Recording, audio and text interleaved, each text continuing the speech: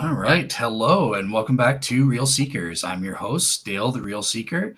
And today, thankfully, I am joined by both my guests for today's Shroud Wars, the panel review on the radiation hypotheses. So, this is something I'm very excited about because I think this is what I think explains the Shroud images. So, some kind of radiation. So, first, let me just introduce the guests. So, we have immediately to my right, we have nuclear engineer Bob Rucker. Hey, Bob. Hello.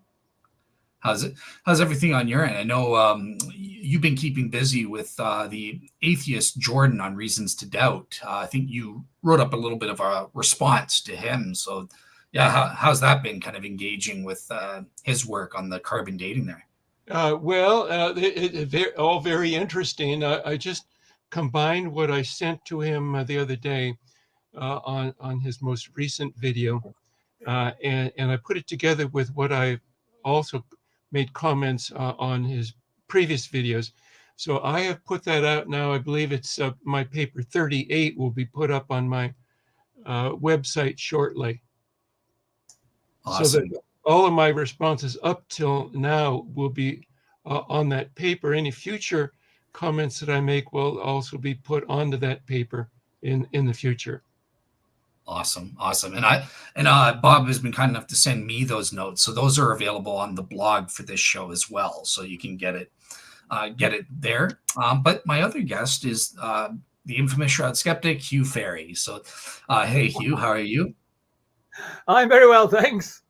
You're a little bit frazzled there. I think you had a bit of an issue with paint, and that's why you were a little late. Oh, yes. If I need to apologize to the audience, I also work in the theatre quite a lot, and I've come dashing back, but I'm a bit late because we emptied a pot of grey paint all over the black floor of the stage. Oh, no. We did it all up, but it took a while.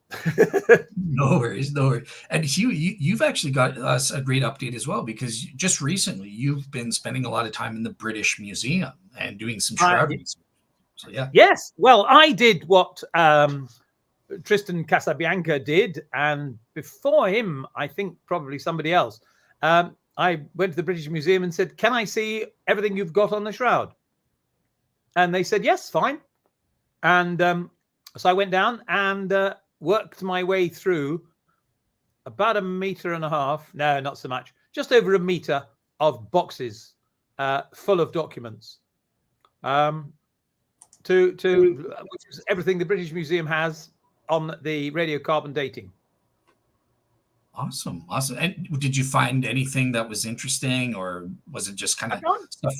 Well, there was nothing that was earth-shattering because what there was there. However, there were a lot of a massive amount of correspondence, and in particular, the famous Belgian statistician Remy van Helst wrote back and forth and back and forth and back and forth to try and understand some of the statistical processes carried out by Morven Lees, and masses of letters from her.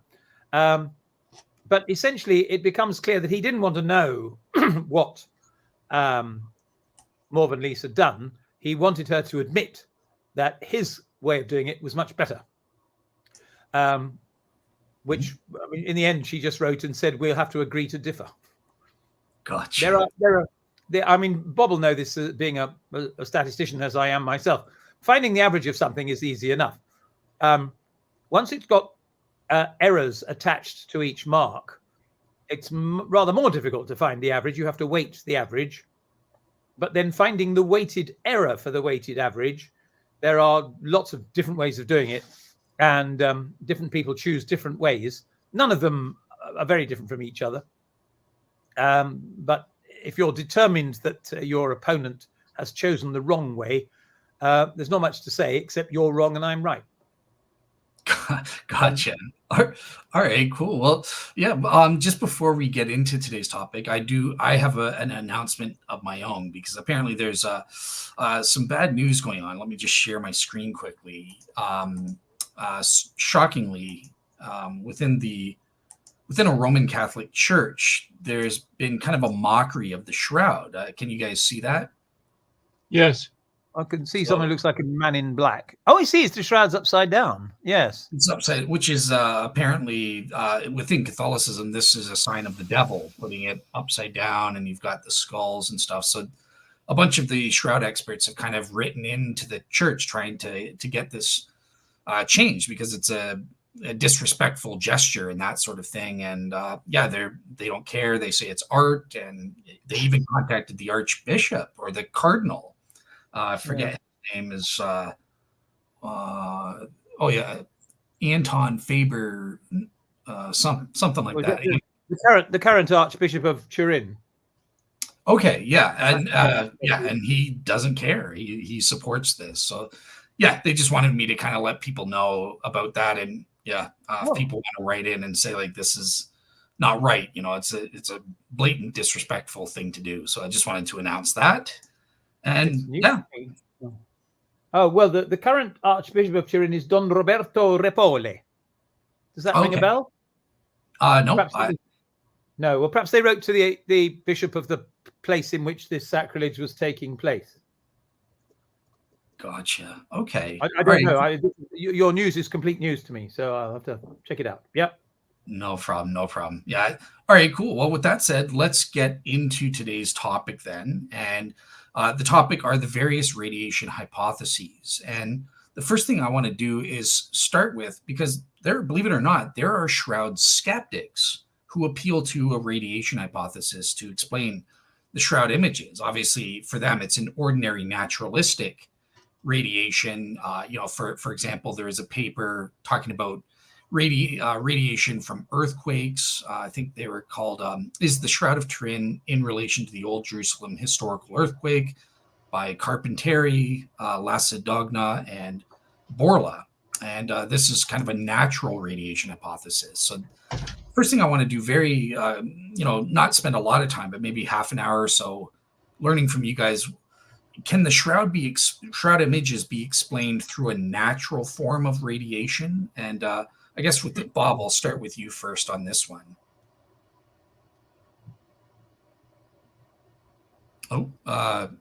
Hopefully, Bob, we can't hear you.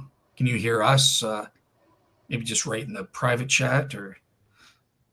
All right. Well, while he's working that out, Hugh, what's your take on using ordinary radiation as a potential image-forming explanation? Well, two or three possible interesting ideas.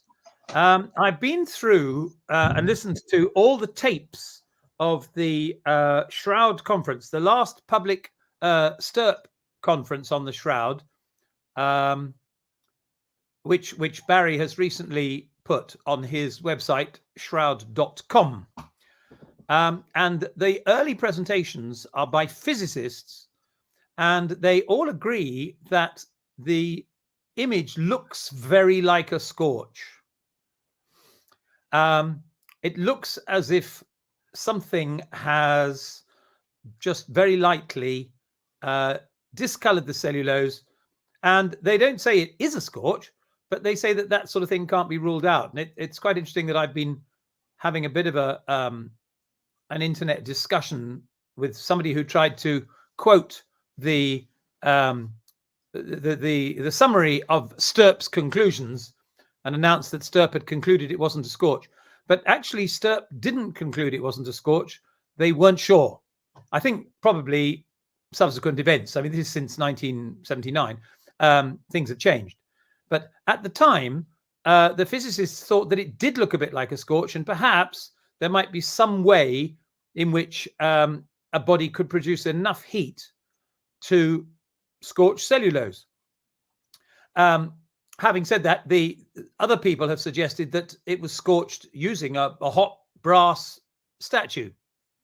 And so the question is, how hot does something have to be? I know one or two people have hoped that a dead body, especially one that suffered a great deal of trauma, might be actually produce more heat after death than it could have done while it was alive. And I'm not quite sure what the biology behind that is, but one or two people have suggested that under certain circumstances, even a temperature of, say, 45 to 50 degrees Celsius might be able to scorch cloth, depending mostly on the treatment of the cloth itself beforehand. Now, I was trying this the other day, and I got a piece of fresh linen, unbleached, raw linen, and it was a sort of dull grey colour, and I couldn't scorch it at all. I heated up something until it was almost red hot, plunged it into this linen, and it just didn't burn. And so I was a bit surprised about that. On the other hand, other samples of linen that I've got scorch very easily. Now, hang on. Sorry. I'll let you continue in a moment. But Bob, I think we can hear you now. And can you just say something just to make sure we're hearing you? Hello, Dale. I'm sorry I was away for a minute. I just needed to turn off the whole house fan in order to get it quiet enough here to get a good audio. No problem. Awesome. Okay, so I'm glad we can still hear you. Okay, cool. So I'm so sorry to interrupt you. Yeah, go ahead and finish your take on this, the ordinary natural. So that was quoting the STERP scientists at the time were hoping that there might be some sort of mechanism which could produce a scorch. A lot of people, I think, try and distinguish, and perhaps Bob will certainly, between the scorch hypothesis, which we put in inverted commas, and the radiation hypothesis. But of course, a scorch is formed, apart from the bits which are actually in contact, is formed by what we might call infrared radiation. Any that comes from a distance through air or space and touches the cloth that's overlaying it. So a scorch is a radiation hypothesis. As we all know, Paolo Di Lazzaro has investigated the radiation using ultraviolet light, and we know that Bob will give his presentation shortly, I suppose, in which the image could be formed using protons, if I'm not much mistaken. Mm-hmm. And apart from that, Giulio Fanti, I think, went for electrostatic discharge, which would also be a radiation of some kind. So there are lots of possibilities to explore. Gotcha. Awesome. All right, cool. And Bob, I want to turn it over to you to kind of give your quick take on this notion that some shroud skeptics, like Carpentieri and them, they've appealed to radiation, but they just say it's an ordinary natural mechanism. They're not appealing to a supernatural radiation theory. So what's your general take on something like that? Well, that idea has to be rejected. People have to realize that every image that we see is due to information in some sense. So that in order to form the images, front and the dorsal images on the shroud, there had to be information coming into the shroud, which carried the information that defines the appearance of a crucified man. Now, that's very significant. You absolutely must have information to control which fibers are discolored and the length of that discoloration. Now, the information that defines the appearance of a crucified man was not in the air in the tomb. It was not in the limestone in the tomb. It was not in the ground around the tomb. The only place where the information that defines the appearance of a crucified man was inherently located was the body itself. And that's why when people who were in the tomb doing the work would have looked, pointed their eyes toward the body, they would have seen the body, because reflected photons off the body would carry the information that defines the appearance of a crucified man to their eyes so that they would see it. Therefore, the only location that you can get the information to the cloth from is the body itself. So something had to carry the information that defines a crucified man from the body to the cloth. Now, all these other theories that talk about lightning or earthquake maybe causing some kind of radiation release in the limestone or ground around the shroud and the tomb, they're just wrong. They must be wrong, because they cannot carry the information needed to control the correct fibers to be discolored to form the image of a crucified man. Is that clear enough? Absolutely, absolutely. And I think for what's great here is that once again we have agreement, right? Like Hugh Ferry, Bob Rucker, you guys seem to be on the total same side. The radiation as a natural theory just doesn't work. It can't create images in the first place. No. All it would do would be create a general blurring. It'd be just total chaos because it's not controlled. The radiation at each point in which it was emitted in the limestone of the tomb would have been emitted in all directions, so that there would be no possibility, absolutely none, of forming an image of anything on the cloth.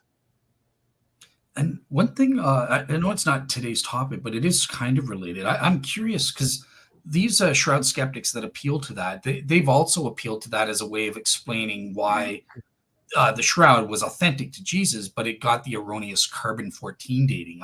Just very quickly, is there, I know your model, you've calculated it out, and the radiation has to come from within the body, but is it, are we able to explain away the carbon dating if the radiation was due to the earthquakes in the same way or not? Or does that matter for the... Well, yeah. In my concept here, the neutrons are emitted from the body, which then results in a certain neutron distribution in the tomb. Now, if the source of the neutrons was in the limestone, it'd be totally different. So if the neutrons were in the limestone, you wouldn't have the 3 different laboratories obtaining different dates. They'd be statistically the same date. Whereas in reality, what we obtained was that there was a slope to the data. The laboratories produced average carbon dates for each laboratory that were not statistically consistent with each other. And so how do you explain that? Well, it's interesting. If neutrons are released from the body, that's exactly what you'd get. So that it's entirely consistent with the neutrons being emitted from the body, but entirely inconsistent with the neutrons being produced in the limestone of the tomb. Gotcha. Yeah. Hugh, did you have something to say on that quickly, or are you just agreeing? Sorry, Yeah. I have to unmute.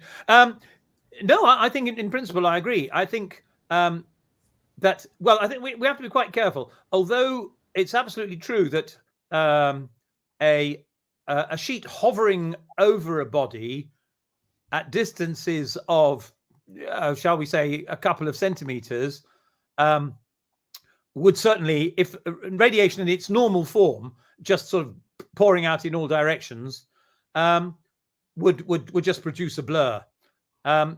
However, we do find and have found, I think I've showed you on this, on your own podcast, that a scorch over a bas relief of one kind or another can be sufficiently close to the bas relief. The cloth can be sufficiently close that a lot of it is contact, and the bits of it which aren't contact do show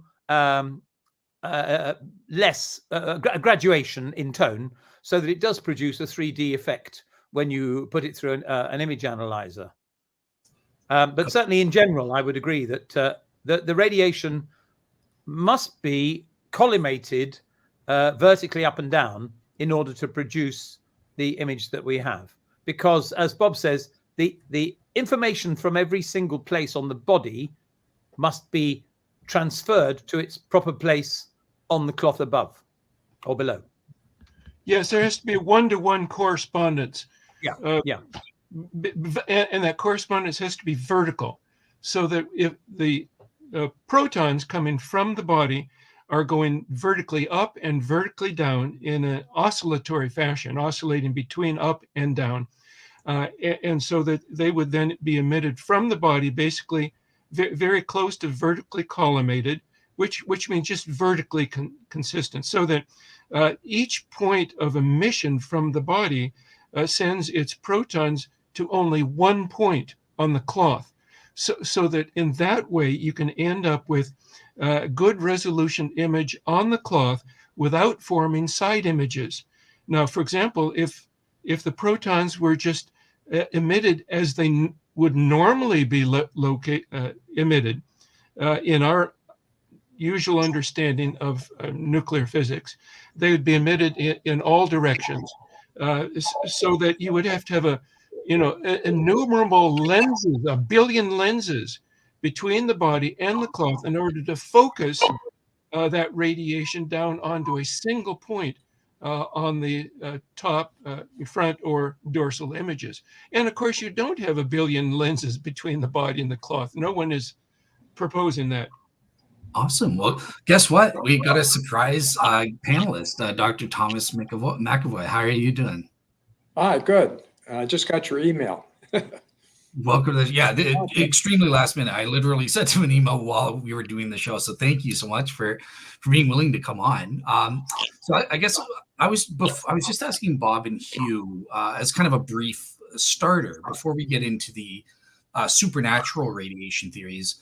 I mentioned there are some Shroud skeptics who utilize a ordinary naturalistic form of radiation to try to explain the Shroud images. And I was getting Bob and Hugh's, could that explain the Shroud images? Yes or no? So maybe, what's your take? Do you think that a natural form of radiation could somehow explain the Shroud images that we see? I don't know. I guess it's possible, but there were earthquakes reported at the time of the death of Christ, and earthquakes and maybe lightning strikes possibly could involve neutron radiation or other things, but I don't really have a strong opinion on the point. Do you think some people, both Bob and Hugh, said that if earthquakes or radiation were the source, it would really just create blurs. It wouldn't create the vertically aligned images and stuff. So that Bob is much more of an expert on radiation than I am, so I would go along with what he says on that. Gotcha. All right. On the earthquake hypothesis and earthquakes and lightning, it was the Giulio Fanti's corona discharge hypothesis. Although it has a lot of things wrong with it, he was trying to produce collimated radiation naturally. That was the principle behind it. The idea was that the body would be highly charged, I don't know, positive or negative, and whatever emerged from the body would go directly to the nearest place of the opposite charge, which if the cloth was immediately above the body, all the radiation coming out of the body would go in a straight line from the body straight upwards. And so he was trying to produce, which I think was very clever of him. I disagree with his hypothesis in detail, and I think perhaps he does himself. But it was a way of trying to produce naturally collimated radiation. Okay. All right, cool. Well, with that said, I do want to get into the main focus here is obviously we understand the radiation had to come from the body, or it wasn't from some external faraway source like an earthquake and that. So with that said, I just want to kind of bring up, there are various forms of radiation, and there have been different types of radiation hypotheses here. So you can see, infrared, within the visible light, ultraviolet radiation, X-rays, gamma rays, particles. So there's a whole bunch of different types of radiations one can appeal to. And I just want to turn it over to you guys to give kind of a 10 to 15 minute opening on what are all of the various radiation hypotheses of a supernatural sort that have been proposed to date, and what's your take on how they perform in terms of explaining the Shroud images and all of the physical and chemical features on there. So Tom, I think I'll start with you first on this one. Well, my interest has been more in the radiocarbon dating of the Shroud, and I had published a paper that we just talked about actually on Thursday on your podcast. It looked at actual data from the Shroud, and the data was involved in ultraviolet photographs of the Shroud that were taken by Stirk back in 1978. And interestingly, when I examined those ultraviolet photos, they were only published in 2019.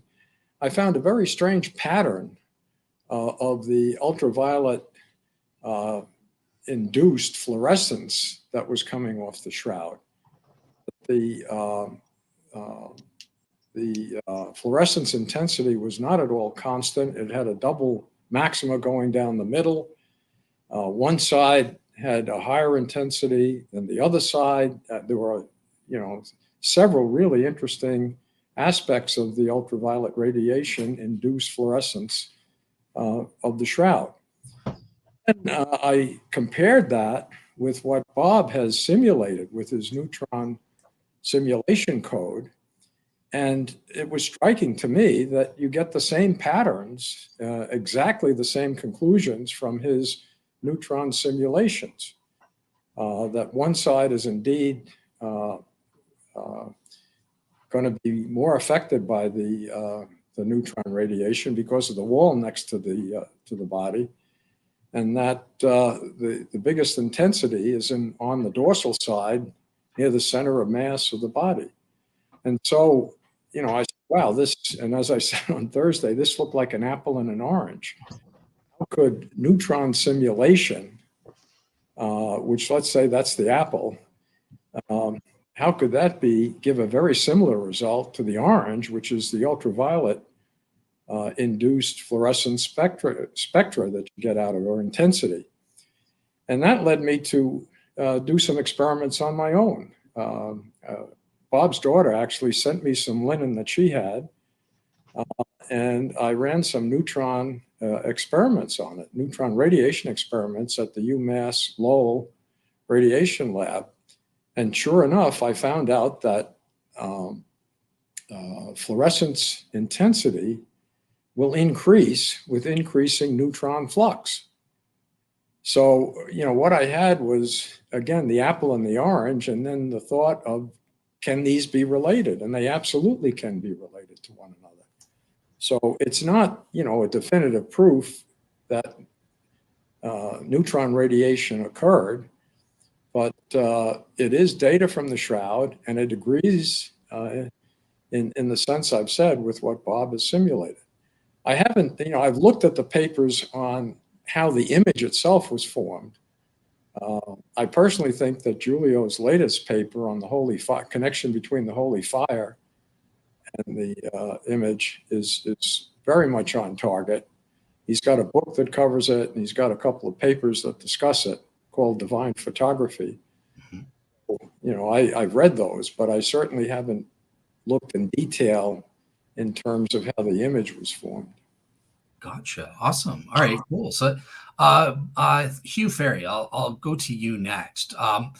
In terms of the radiation hypotheses, just kind of outline what are the various types of radiation hypotheses that have been proposed to date, and of those, excluding particle radiation, how do those theories perform in terms of explaining the shroud's physical and chemical features? Well, we're talking electromagnetic radiation, which, as that brief picture that you popped up on the screen just now showed, comes in various different wavelengths. It all travels at the same speed through air. Yes, if you pop that one up, that will look really good. And it goes, as you can see, from long wavelength, low frequency on the left-hand side, which you've got as ELF, and then very low frequency. And we're into radio waves. Then we come to microwaves, and then we arrive at infrared, visible, and so on. Now, the crucial thing about making an image on a cloth, let's suppose that we take for granted that this radiation is coming from the body, and we suppose that it is traveling through some air and arriving at the cloth, and it makes an image related to the distance that it's traveled through the air. Now, the most important thing about that then is that there must be less radiation reaching the cloth than there was when it set out from the body over a very small distance. And of all the wavelengths that we see there, very few of them are attenuated sufficiently in air for there to be any difference from when they leave the body to when they arrive at the cloth over a distance of between, say, 1 and 4 centimeters. Whereas what we've got to find is some sort of radiation that will be very effective at very low, small distances, say a millimeter, but not effective at all at over 40 millimeters. And it turns out that the best one for that is ultraviolet radiation. This is the reason why Paolo Di Lazzaro has been trying to produce discoloration on cloth using ultraviolet radiation, because that is certain wavelengths of it. Bob will be probably more accurate than me, but that is attenuated sufficiently so that you can have a lot of it, which makes an effect on the cloth when it's in contact, but it fades away to nothing over a couple of inches. Curiously, as we go to slightly longer wavelengths, visible light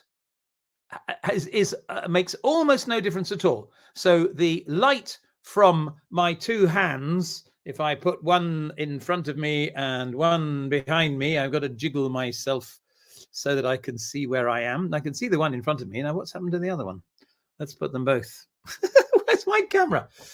Can you see both hands? Anyway, yes, here we go.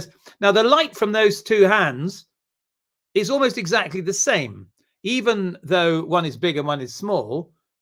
Over the distance, they're about 6 inches apart, but the light is not attenuated at all. The back hand does not appear darker than the front hand.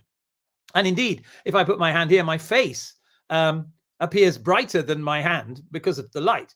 Whereas if I move as far back as I can and put my hand like that, now if the light was attenuated at all, you'd be seeing me much darker than my hand, which you're not.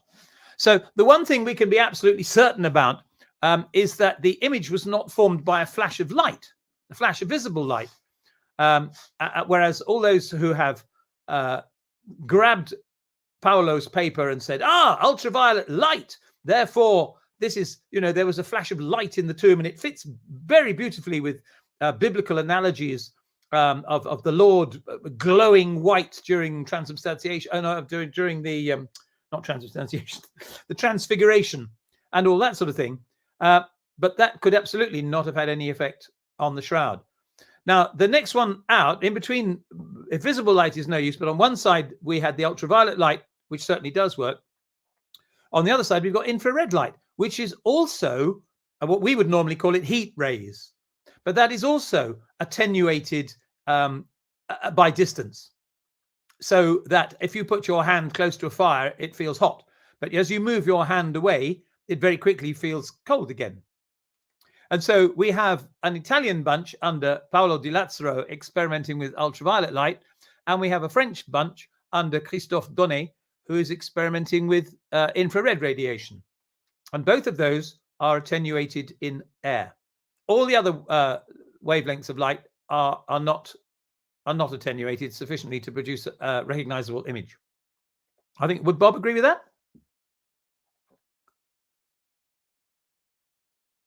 Stunned silence. Can you hear me? Hello?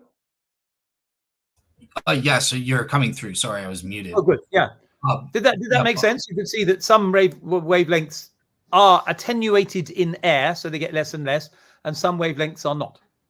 Yep. Yeah, exactly. Because I think with the shroud images, the image is only attenuated through 4 centimeters or something like that. After that, they didn't encode. So it must go from able to discolor cellulose to not able to discolor cellulose over a very short distance. Gotcha. Okay, Bob, now you are muted.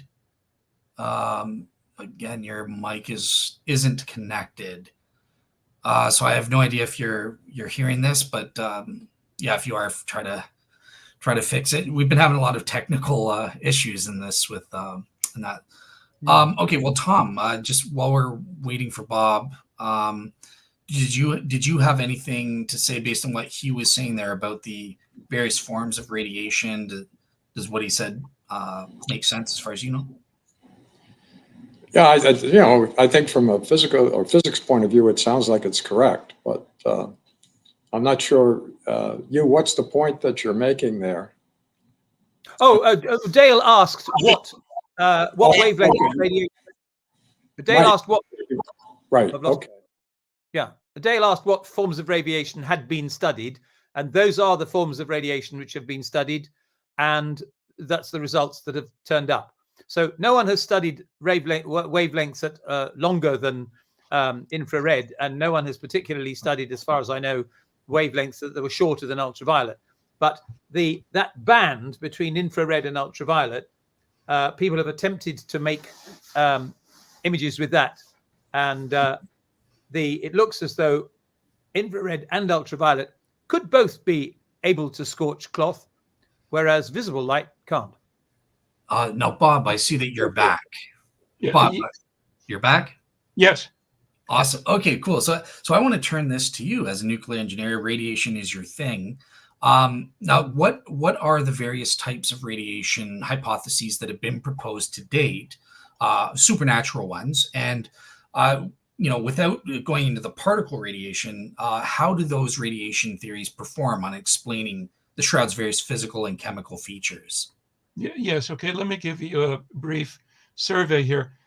Other than my radiation hypothesis would be the fourth, but let me talk about the first three here of the main radiation hypotheses. The first would be the cloth collapse hypothesis, initially promoted by John Jackson and then taken up by Mark Antonacci in some of his books. And then the second would be the holy fire or corona discharge hypothesis promoted by Giulio Fonte. The third would be the ultraviolet hypothesis promoted by Paulo de Lazara. And so I'd like to make comments on those three. The first would be the cloth collapse hypothesis. Now, this is a radiation hypothesis. The idea there is that the body, as it was wrapped in the cloth, basically disappeared from our reality. So it ceased to exist in our reality, thus leaving a void, that is a vacuum, so that vacuum then would force the cloth, both upper and lower cloth, to move toward the center, and there would also be gravity pulling the top cloth down because it would no longer be supported by the body. So the concept there is that as the cloth moved into this void region where the body had previously been, that it would encounter radiation and thus be discolored by this radiation. So the cloth collapse concept is one of the proposed radiation hypotheses. Now, I think the problem to that, and we've held discussions with John Jackson on this, is that it's not consistent with all the evidence. And that is, on the shroud, there are no side images. Whereas if the cloth was moving because the body had disappeared, leaving a void and thus a vacuum inside, then you would have the top cloth coming down, the bottom cloth coming up, and the side cloths coming in, which would then form images of the side of the body on the cloth, contrary to the evidence. So I don't think that works. So, and there are several other options. I wrote one paper on potential problems with the cloth collapse hypothesis. So the second one here is interesting by Julie. Before you go on, Bob, can I just ask you something? Because something that's always confused me about that fall-through hypothesis. Yes. And that is, where is this radiation? I mean, radiation comes from somewhere and it goes somewhere, and it does it at the speed of light. So where's the radiation coming from as the clock goes slowly down? Yes, and I cover this in my paper on potential problems of the cloth collapse hypothesis. And what you say is exactly right. It's the fact that radiation is not static. It doesn't just stay in one place waiting for a piece of cloth to pass through it. It travels at the speed of light if it's electromagnetic radiation, or close to the speed of light if it's particles.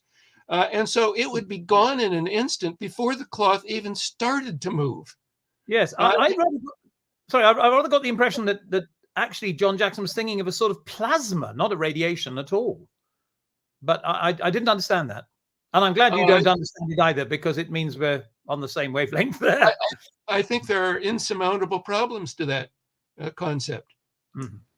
With the timing of things, and the and the fact that there are no side images on the cloth. And Bob, just one quick follow. Oh, before you continue on, because I know you had the other forms there, but just to clarify, so with the cloth collapse, there could be different types of radiation. Because I think Mark Antonacci, he's particle radiation like you, but he has that cloth collapse, right? Whereas Yes. John Jackson's also cloth collapse, but he would go for UV radiation or something like that. So that's correct, right? The UV radiation wouldn't work at all.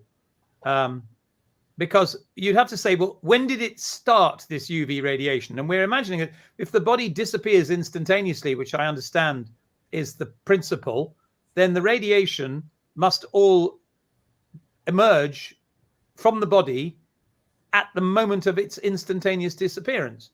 And long before the cloth had had any chance to travel any distance at all, it would have hit the cloth, done what it did, and then disappeared. Okay. Okay, cool. Well, Bob, back to you. I want you to be able to finish your opening because you were going over the 4 types of radiation hypotheses there. So. Yes. Okay, so the second one would be by Giulio Fanti. Now this is interesting that he initially took a corona discharge model, and then more recently, then he kind of brought that in to a holy fire / corona discharge model. So there's been significant differences. So I have not read his book on this, but it sounds like it's kind of an amalgamation of several different concepts, and it sounds like he's moved away from his original concept to some extent. Although there may still be a corona discharge involved in this. So I hesitate to talk too much on that, not having read his book on this.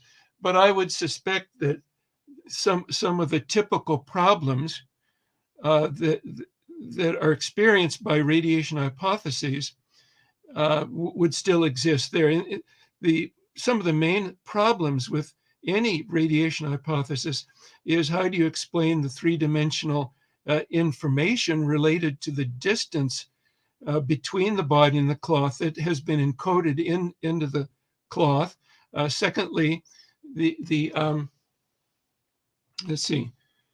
I'm thinking that my brain is now trying to think here as to the second item.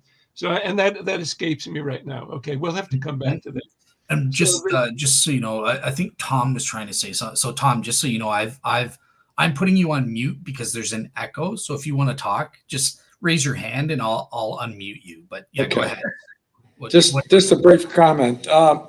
Giulio has, a book which is a little bit expensive. It's about $85, which I've purchased. But he also has 2 papers on divine photography. And one of the interesting things in all of them is the fact that he lists 24 different characteristics of the shroud image that would have to be explained by any hypothesis about how the image was formed.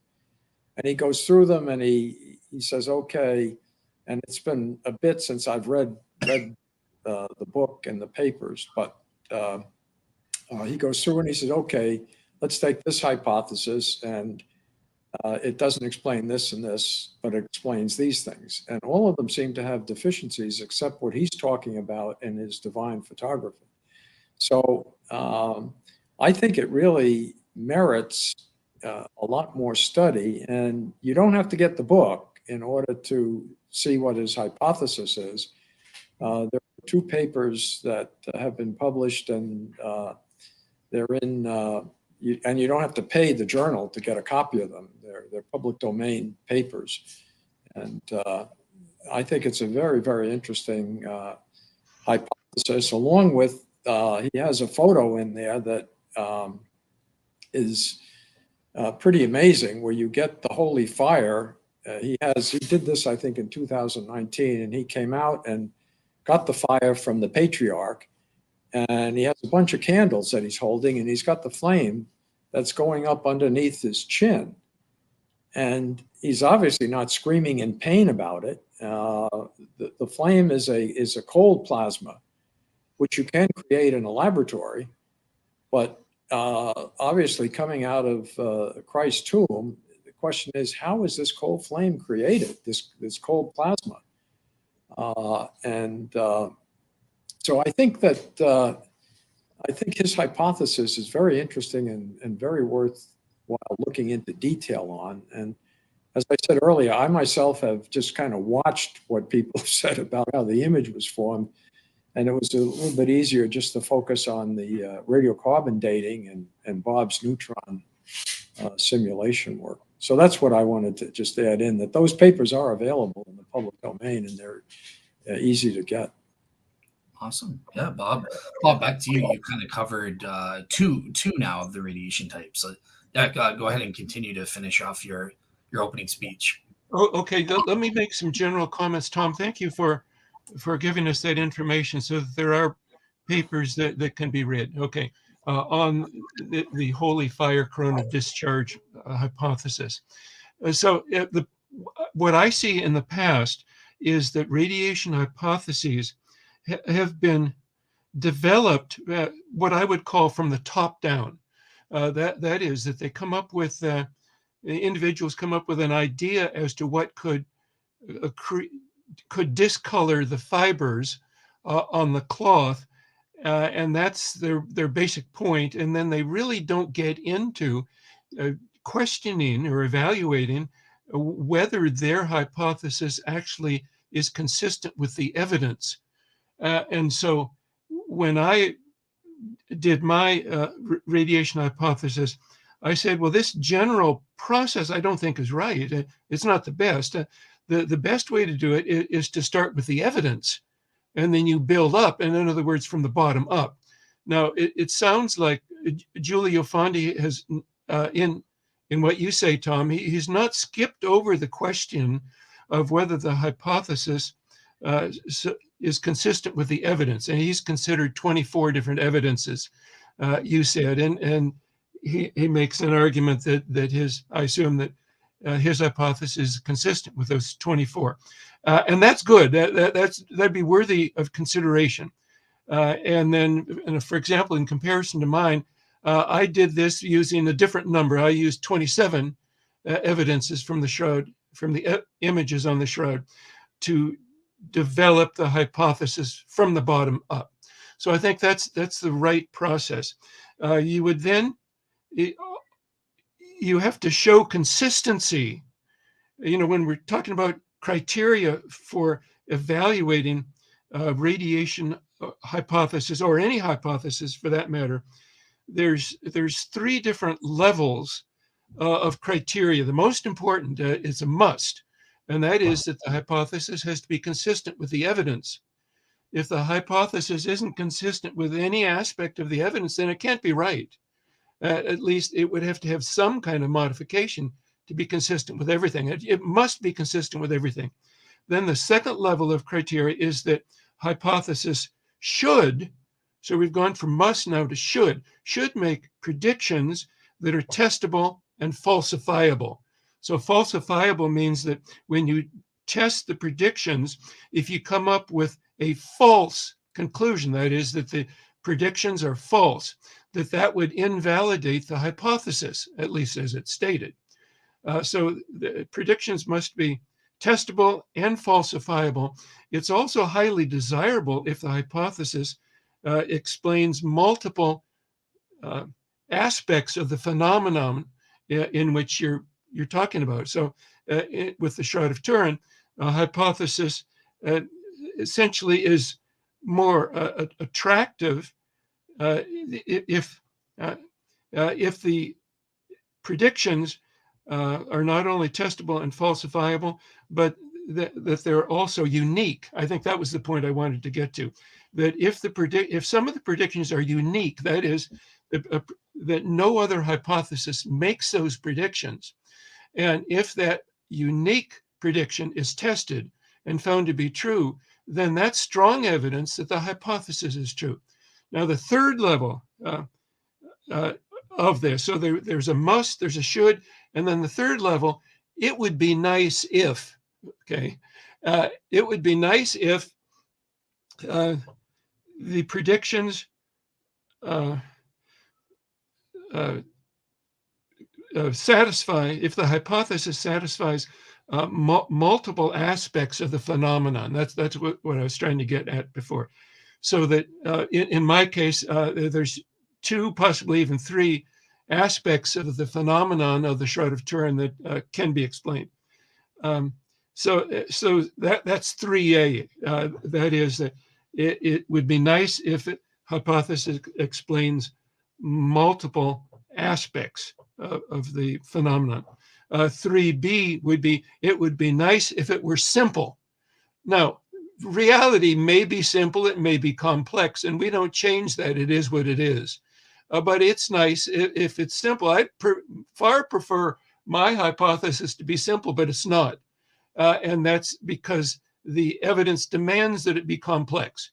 So reality is what it is, and you have to follow what reality is in order to come up with a good a hypothesis that can be true. And that's what the goal is. And that's 3B would be nice if it's simple. 3C is the aspect of beauty. A lot of hypotheses, whether in physics or mathematics, the people working on them claim that their hypothesis has the aspect of beauty. Now, the problem is that beauty is in the eye of the beholder, as it's often said. So that's a third characteristic, 3C, though it's kind of hard to define what beauty is. So those are the 3 different criteria for judging hypotheses that ought to be applied to image formation hypotheses for the Shroud of Turin. So that's just a general comment here, and I included in my later slides. So we've covered cloth collapse and the holy fire or corona discharge. Let's get into the ultraviolet hypothesis by Paulo de Lazaro. And now Paulo de Lazaro, of course, I think is a very, very fine scientist, and the equipment that he has relates to lasers.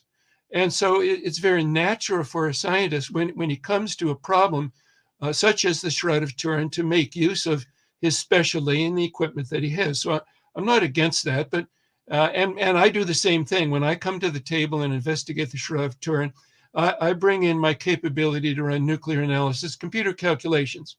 That doesn't make it true. You then have to decide whether it's useful or not. If it's not useful, well, I'm sorry, your specialty doesn't apply here, and we move on. Now, as I've not done a lot of reading in Paulo de Lazaro's hypothesis either, but the problem that I see with an ultraviolet hypothesis is that you have to have the energy correct so that the intensity of the radiation is falling off over 3 or 4 centimeters of distance between the body and the cloth, as that air gap would increase in some places versus the other. And you have to balance that with the fact that if it does get through the distance of the air gap, then it has to be able to interact and create damage. And that's what is causing the discoloration, would be the radiation damage that's caused on the cloth. And so the problem here is that as the radiation is going through the fibers, it would go through the fibers and it would create more damage on the front of the fiber than on the back of the fiber. So there should be some distinguishable difference, I would think, between the discoloration on the front and the back of the fiber. But the more important thing is that as radiation goes through the fiber, it would discolor the inside of the fiber, I would expect, as well. And so that would be my question. How do you get ultraviolet light to just discolor the fiber around the outer circumference? So the discoloration thickness on the fiber is usually quoted as being less than 0.2 micrometers or microns. And usually in the United States, we use microns, but in Europe, you use micrometers. That'd be a millionth of a meter. So it's an extremely thin region. The diameter of a linen fiber would be in the order of 15 to 20 micrometers, whereas the discoloration thickness is less than 0.2. So it's a very small fraction of the total. So, and how do you do that with any kind of electromagnetic radiation? Well, I don't think you do. So that what is needed then is to have some alternate methodology for discoloring the fibers to that thickness. It's not just radiation damage that can do it. And so that's what then led me to develop my vertically collimated radiation burst hypothesis. I call it the VCRB, vertically collimated radiation burst hypothesis. And so that the intensity of this radiation is falling off as it goes through the air gap between the body and the cloth due to scattering of the particles and absorption of the particles. So that's a very natural thing.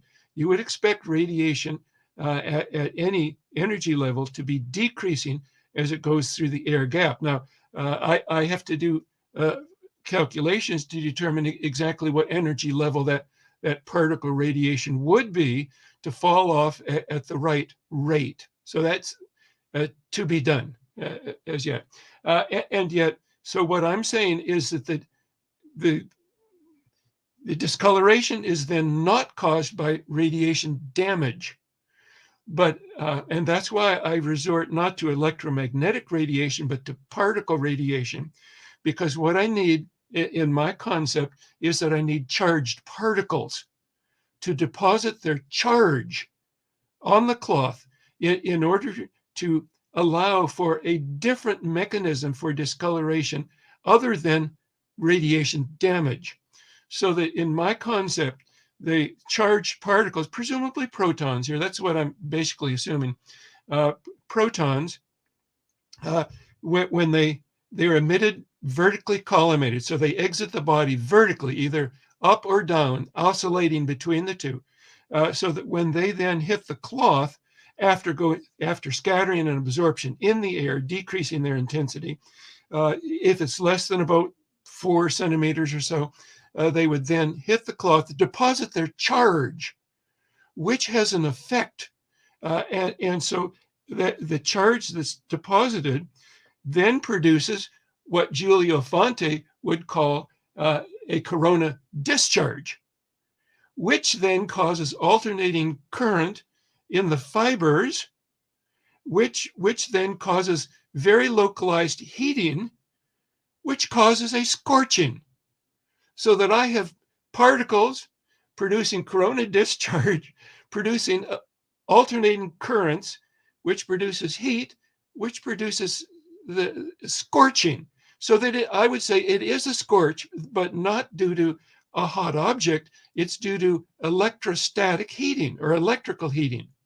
Extremely, geometrically extremely small volumes, just over the less than 0.2 micrometers of the outer circumference on the fiber. So those are my basic problems with the first three. The cloth collapse problems were that the timing is wrong, and that you would expect to get images on the side of the body on the cloth as well. The holy fire sounds promising, and we need to look into the 24 ways that this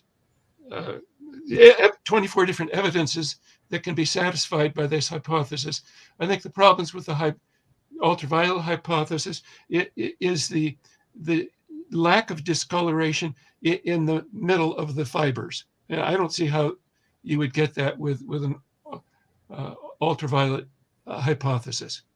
Okay. Gotcha. Awesome. All right, cool. Thank you so much, Bob. All right. So I've got a couple questions that I'm going to, on this section, that I'm going to ask you guys about the EM radiation. But before I do that, I want to open it up to all the guests. Is there anything about what Bob said? Hugh, anything you want to interact with what Bob or Tom said, or vice versa? Yeah, we can open it up. And Tom, just you want to say something, raise your hand and I'll unmute you just to avoid the echo. But yeah. I thought everything Bob said was very sensible and sounded fine. I would just caution against making a list of objectives and then a list of the way other theories disagree with them, and only yours is the best. Giulio Fanti, as we all know, made a list of, I think, 24. I haven't got it here in front of me. 24 criteria, and discovered that only his coronal discharge hypothesis accounted for all 24. Meanwhile, an awful lot of Shroud enthusiasts in America certainly tend to use John Jackson's critical summary, which lists 17 criteria. And strangely enough, the only one that can apply to all 17 is the fall-through hypothesis. And by playing one of these off against the other, we can see that there's a little bit of jiggery-pokery on both sides, and none of them really account for lots of them. So I just be careful of making great lists of things and saying only my hypothesis can account for all of them, because you will run up and just join the pile of lists of things which only my own personal hypothesis will approve of. But I think Bob's is more realistic than either of the other two so far, certainly. Just Okay.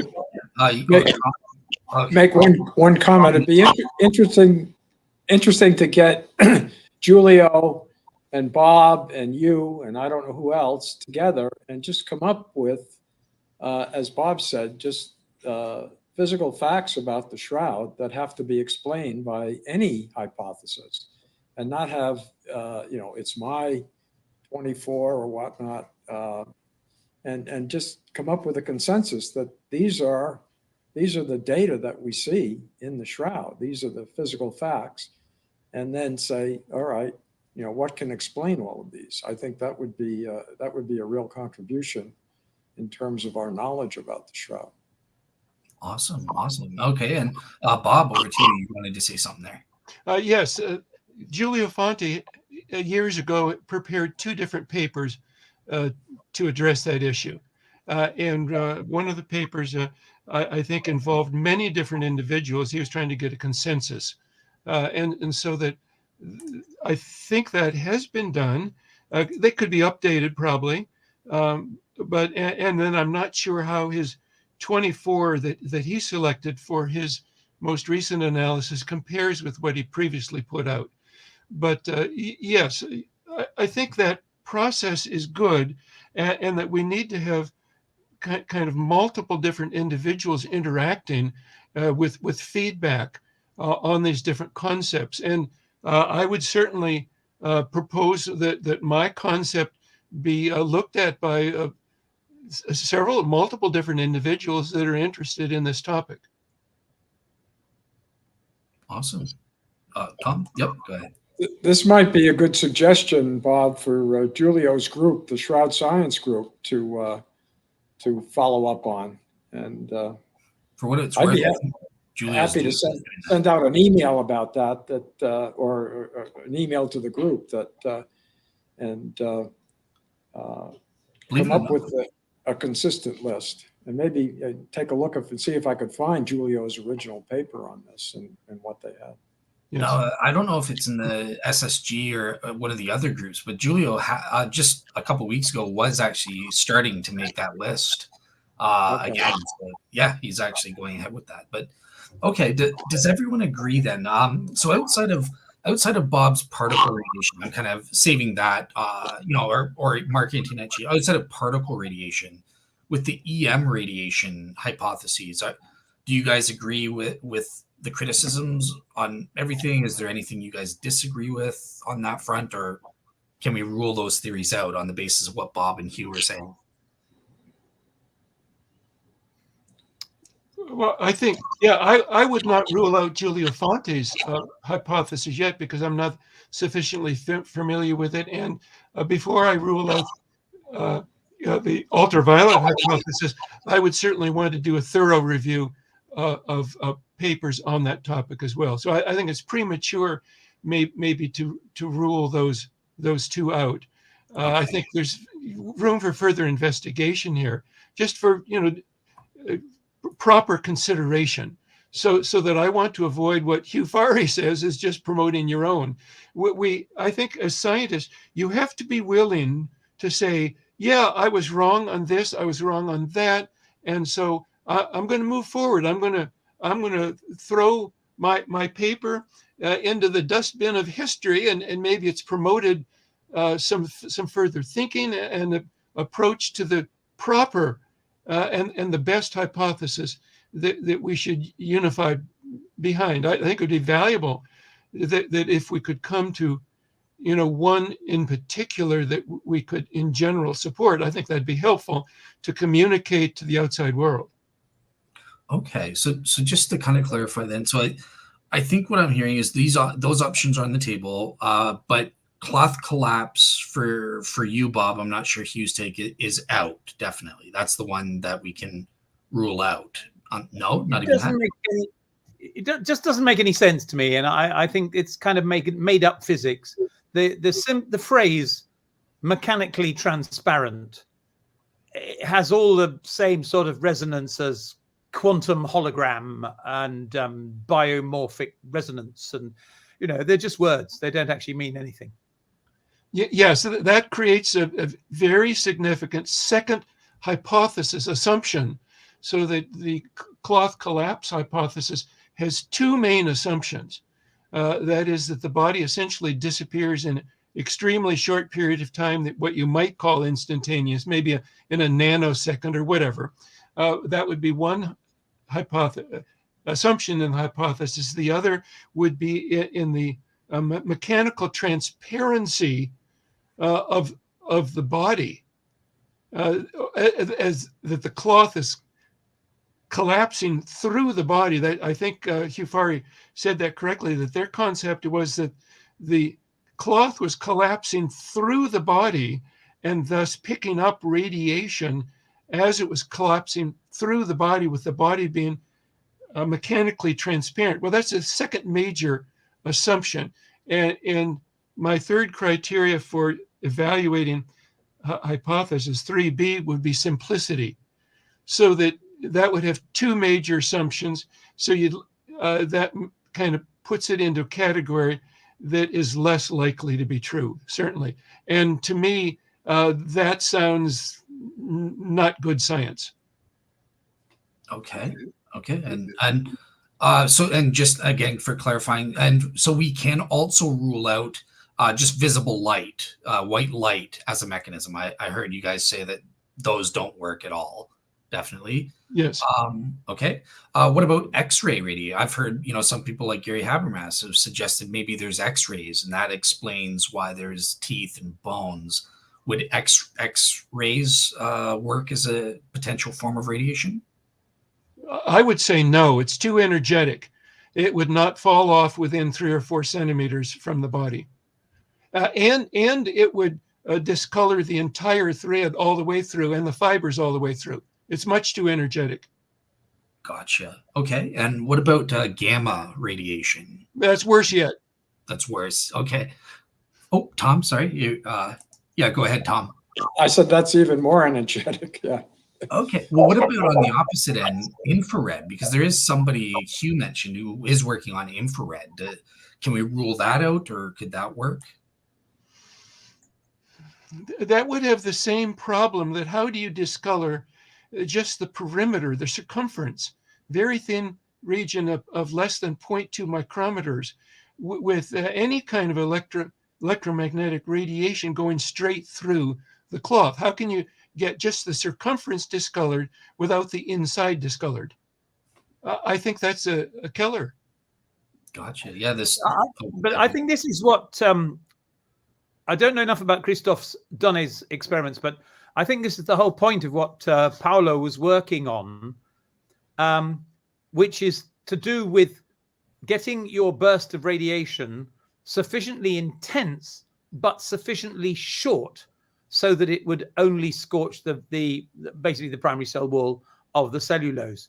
And I think that's the thing that he's spent a lot of time juggling, because he can produce these incredibly short pulses. To me, what he's trying to do is basically sear a steak. If you want your steak rare, as I understand it, you put it onto a hot plate, which is incredibly hot, which sears the outside but has virtually no effect on the inside for a very short time. And that's the point about his ultraviolet experiments. He experimented with a lot of different ranges of different numbers of pulses at different lengths of pulse to try and get exactly not just the color, but the phenomenon that it only discolored the primary cell wall and went no deeper into each fiber. Yes, but the problem still remains that how do you get the discoloration all the way around the circumference if you have electromagnetic radiation in the ultraviolet range coming in at the exact right energy to sear, to discolor just the primary cell wall on the front? How do you get it to affect the back without the inside? I couldn't say. Yeah, it just doesn't. I don't think it solves the problem. Okay. I have one. Two last questions. So one question on this section here. I had Dr. Gilbert Lavoie on my show, and he proposed an interesting suggestion where I think he's kind of unique, where he suggests that at the time whatever the radiation was, at the time it emitted and encoded the cloth, the body was in the vertical position, not in a supine position, as most people say. So I'm just wondering, if Gilbert Lavoie's theory, would that work with the radiation theory? Is it possible the body was in a vertical position? Can we rule that out? Or like, what's your guys' take on the position of the body and Gilbert Lavoie's take there? Well, technically, the whole thing, we don't really know, or at least we haven't suggested, apart from Giulio, who suggested that gravity and the position of the body in the tomb are particularly responsible for producing his version of the collimation. We don't have any particular reason why the protons, if there were protons emerging, were collimated vertically or horizontally. And so Gilbert Lavoie's idea would simply be to convert Bob's idea to Gilbert Lavoie's hypothesis would simply be to turn the whole thing through a right angle. Mm-hmm. Yeah. It doesn't sit happily with me, I must say, and I'm sure it doesn't sit very happily with Bob. But I don't think there's any basic principle why the radiation would have to be collimated vertically rather than horizontally. What do you think, Bob? I don't know. I don't have an explanation for why it was, assuming that the body was horizontally. I'm saying that the evidence on the shroud indicates that there was a vertical release of charged particles, presumably protons, from the body. But behind that, I don't know specifically why they were vertically collimated, other than that the evidence seems to demand it. But exactly what would cause that, I don't know. It evidently, for some reason, aligned with gravity, I would say. That makes sense. Yeah. So that I don't know specifically why it would align itself with gravity at this point. Now, in 15, 20, 25 years, if I live that long and have access to particle physicists and string theorists, that maybe we can develop and understand why the charged particles would be released vertically in that specific circumstance. But you have to realize that science is kind of like an onion. You peel off layer after layer. And when you peel off one layer, you may not understand the layer below it. So that in science, we try and make what progress we can, though we may not know the reasons for things behind what we do know or what we can know. So it's kind of a progressive process, so that my concept should not be rejected simply because we don't know at this point what caused the particles to be collimated in the vertical direction, assuming the body was horizontal. No, but Bob, what? Oh, okay. Tom, yeah, go ahead. Yeah, ask a question to Bob. What would happen to your neutron simulation if the That's body what I was was just going to ask. Yeah, because that was the objection I raised. You did have the effect from the wall behind the body. Yes. What was your question? What was your question again? Yeah. What would happen to your neutron simulation results if the body were vertical? Because the wall had an effect on the neutron simulation, as did the slab. Yeah, yes. The orientation of the body relative to the limestone has an effect in my calculations because with regard to neutrons, because the neutrons go through the body, across the air gap, through the cloth, and through the air then, and probably 98% of them go into the limestone, where they bounce around, bouncing off of nuclei maybe 150 times before maybe half of them come back out and form a characteristic neutron distribution in the tomb, which is consistent with the carbon dates obtained by the 3 laboratories. So that's what's going on. But with Gilbert Lavoie's concept of a vertical body, I'm not sure why he would say it's vertical.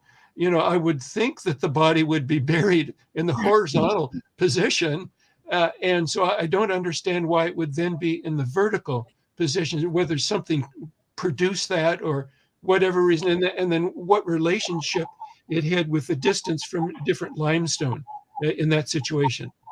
Yeah, I think he was looking at the photographs and the hair, the way the hair fell down, and compared that to a photograph. I think he had a photograph of a young woman that had long hair, and the photograph was of her standing and lying down, and the hair looked different in the 2 photos. So he was looking at photographs when he came up with his concept.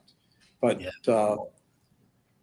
so I guess what you're saying about the neutron radiation is that it would be different if the body were vertical and there were no walls around. I think he was also saying that this occurred at the time of the resurrection. But I have to go back and reread his book. Yes. Now, there's one issue that periodically comes up that I've not solved, and I'm not sure we have a good solution for it. And that is that the cloth was evidently not wrapped around the head, that it just by looking at the results that we have on the shroud, if the cloth was wrapped around the head, then there would be certain distortion when you unwrap the cloth from the head. That is, that the appearance of the face would be much wider because the cloth came down across the side. So it seems like that for some reason that the cloth was horizontal across the head. Now, there's 2 explanations that I've heard. Giulio Fondi's explanation that there were bags of flowers that were put on either side of the head so that the cloth would have been horizontal. And my explanation that in some way that there were additional electrostatic effects going on that we don't understand at this point. And I mention that because that could have had an effect on the hair as to why Gilbert Lavoie thought there's something strange about the appearance of the hair that motivated him to think in terms of a vertical body. But I think that there may have been some kind of electrostatic effects going on in the hair as well. The other thing that Gilbert came up with was the fact that the image on the front and the back was so similar in just general intensity that he didn't feel it could have been formed by a body lying flat on a cloth. The back image, the front image was either horizontal or loosely draped, whereas the body was squashing flat against the cloth to produce the back image. And he himself felt that the lack of apparent squashing, I should say, of say the deltoids and the buttocks suggested that the cloth was hanging loose on either side of the body. Yes. So some people have hypothesized that the body was in a horizontal position, but it was elevated above the bottom cloth, but below the top cloth. So the top and the bottom cloth were basically horizontal, but with a separation from the body. So again, that might suggest that there were some kind of electrostatic effects going on, because electrostatic forces would certainly be strong enough to elevate the body. They're much stronger. Electrostatic effects are much stronger than gravity. Yeah. So I would think along those lines. I think to explain, but it still doesn't have a good solution to that issue. But the evidence, I think, does indicate that the cloth was above the body at the instant of the encoding event. Let me say it that way. The event that encoded the image onto the cloth. And so then, if that's the case, then that makes it more likely that the body was actually above the bottom cloth as well. But yeah, there is a problem if you have just a normal body laying wrapped in the cloth, with it laying on the cloth below the body, and with the cloth above the body, with the similarity of the intensity of the image, because the cloth below the body had the weight of the body on it, whereas the cloth above the body, that interface between the body and the cloth above the body, only had the weight of the cloth above it, so that the image formation mechanism was independent of weight, which is interesting. I think that is consistent with radiation, by the way, but that does create a potential problem for some of the other hypotheses. Okay, cool. So I just want to kind of summarize before we transition into evaluating the particle radiation and Bob's theory and Mark Antonacci's theory in detail. Just with these other radiation hypotheses, so I have my list of minimal relevant features, as I call it, right? So the photographic negativity, body image uniformity. Would these theories be able to account for those features, do you guys say? Just as kind of a yes or no quickly, or? Yep, I think so. Yep. Bob and Tom? Remains to be seen, I would say. Okay, Tom, you said yes, Tom? Yeah. Okay. What the three-dimensionality of the image? They would be able to account for that? The same, that's the whole point. I know. I'm just asking. Okay. And well, 3D and the vertically collimated mapping process type thing. They would be able to do that? Yeah, well, again, it's not. Yeah, Sorry. I would say no. That as I understand it, Giulio Fanti's hypothesis and Paulo de Lazzaro's hypothesis would not be assuming vertically collimated radiation. They would assume they would see that as something outside of our current understanding of physics, and therefore they would label it as a miraculous event or supernatural event. I don't like those terms, and we could discuss why. But no, de Lazzaro is very, very keen not to mention supernatural. He always just says, I can't account for it. He can say that in order to produce the image, his laser radiation would have to be vertically collimated. Okay. And that's as far as he goes. And if you go, doesn't that mean that the radiation must be supernatural? He goes, I don't know. That's outside my sphere of investigation. Yeah. As you do the same. Yes, I think we're making progress here as we're iterating between the different concepts and the different people. It's taken maybe years to do this, but I think we actually are making progress on this. Awesome. Okay. The next one is superficiality, and I've heard Bob definitely, and I think Hugh mentioned that these other radiation theories fail to account for the fiber level, like the 0.2 micrometers on the surface of the things. But I'm wondering, do these other radiations fail on the other levels of superficiality, such as on the thread level? Would it only color the top 2 to 3 fibrils? What about on the fabric level? Would it just be on the front side? How do these other radiation hypotheses do on that front? Because I know Bob mentioned some issues there. So yeah. So I would think that the holy fire and the ultraviolet hypothesis could be consistent with just discoloration of just the top 2 or 3 layers of fibers, at least on the front side of the fiber, because the radiation would be coming from a particular direction. So that the question arises as to whether there is any degree of image on the other side of the cloth. That'd be the cloth the side of the cloth that was away from the body. And Giulio Fonte, I believe, still holds that there is a slight discoloration on the for the face and the hands. And I think that Paulo de Lazara says no, and I think he has to, because that's the only way that his hypothesis can be consistent with the evidence. Okay. Hugh, anything on the superficiality in terms of these other radiation models? Without going into the model more deeply, I think one of the things is that we've got radiation is the way in which the information travels from the body to the cloth. When it then hits the cloth, a lot of all sorts of different chemical things may then be responsible. I mean, Rob explained how his radiation, his proton radiation, turns into a coronal discharge, which turns into a scorch, basically. Yeah. And so that sort of thing, any of these may arrive at the cloth and then discolor the surface, but go all the way round, and then the effect moves on to the next fiber. So it would be possible to discolor the surface of two overlying fibers, without discoloring the fiber itself, the internal bit of the fiber. But that's quite complicated biochemistry, which I'm not competent to discuss, really.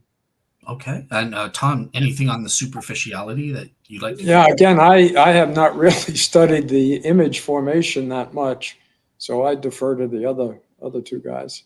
Okay, cool. All right, cool. So last but not least on these other radiation things, and this is a big one. Right? Again, it's always the neglected part, but how do we get the body images and the blood stains? And I know at least with the supernatural radiation hypotheses, there are at least two ways to explain the formation of the Shroud's blood stains. So we have Bob, who has a unique way of explaining it, but there's also Mark Antonacci, who is part of his historically consistent hypothesis. He has a different supernatural mechanism for getting the blood stains there. So, well, yeah, what are some of the ways that radiation hypotheses account for the blood stains getting on the cloth? Yeah, we can. Bob, we can start with you this time. I'm going to say I think Bob is the only one who's even suggested that radiation could account for the bloodstains getting on the cloth. But I'll leave it to Bob to explain how. Yes, well, in my concept, I guess we'll get into it in more depth later, but just say now that there are potentially three different mysteries of the Shroud that I think my hypothesis can explain. Of course, image formation and carbon dating are the most obvious, but there is also the fact that if we have vertically collimated particles exiting the body, of course, they would be traveling with a certain velocity and they would have mass. And so it's just like hitting one billiard ball against another on the pool table, that one particle hits another particle, that is the particle of blood, that the first particle can impart motion to the second particle. So thus these protons and neutrons could possibly, I haven't done a lot of thinking or calculations on this, but it should be, I think, the option should be seriously considered that the blood could be thrust off the body by the particles as they exit the body. And thus they are accelerated vertically up and vertically down away from the body until they impact on the shroud. That would be an explanation as to how the blood that would have dried on the body got onto the cloth, because dried blood, in our normal experience, dried blood does not absorb into cloth. Anyone can do that simple experiment. You cut yourself in shaving and you come back, an hour later and you have to wash it off with a wet cloth to get it off. It doesn't just absorb into fabric. So that to my thinking, it has to be thrust off by some force from inside the body to thrust it off the body onto the cloth. Now, I'm talking about dried blood that could be dealt with in that way. Now, where there are holes in the skin with the blood draining you don't need that mechanism. The blood can just drain out the hole, whether we're talking about, a hole in the scalp or in the feet or in the side wound, or in the wrist, that the blood can drain out of the hole where you have a break in the skin. But the problem is where the blood would have dried on the body. One example might be the blood from the scourging, that would have happened much earlier, and so the blood would have had lots of time to dry. The other would be blood running down the arms, so that the blood that is shown on the arms has no break in the skin below it. That blood on the arms is not due to blood coming directly out of the body. It ran down from the wrist wounds. That's what I would think to be true. So that you have to explain why now we can see that on the cloth. And I think you have to have some mechanism to thrust it off the body to get it onto the cloth. Okay, so my it's been a few years since I've read it, but my understanding is that Mark Antonacci proposes a phase 2 to explain the bloodstains. From what I remember, it's kind of like a transporter, almost like they vanish and then reappear on the shroud. And he was saying this might explain John Jackson's notion why some of the bloodstains are encoded as body images or something. So have I gotten that wrong? Did I misread that? It looks like from Hugh, or no, I'm not sure that I may be conflating two things. To what extent does John Jackson's, or that hypothesis that you've just mentioned, fit in with the idea of, again, it's Gilbert Lavoie, who did that fascinating experiment of cutting holes in a cloth showing exactly where the bloodstains were, and then draping the cloth across his face and finding that the bloodstains would match quite naturally, dribbling down the cheeks. But they appear in the hair of the shroud because before the image was formed, the cloth then leveled out flat like that, so that the marks on the cheeks ended up about here, so that when the image of the hair was formed, it went in front of, it went across the dribbles down the cheeks. And this explains why according to him anyway, why the bloodstains in the hair are there, which otherwise are extremely unrealistic because you don't get trickles of blood down the outside of hair.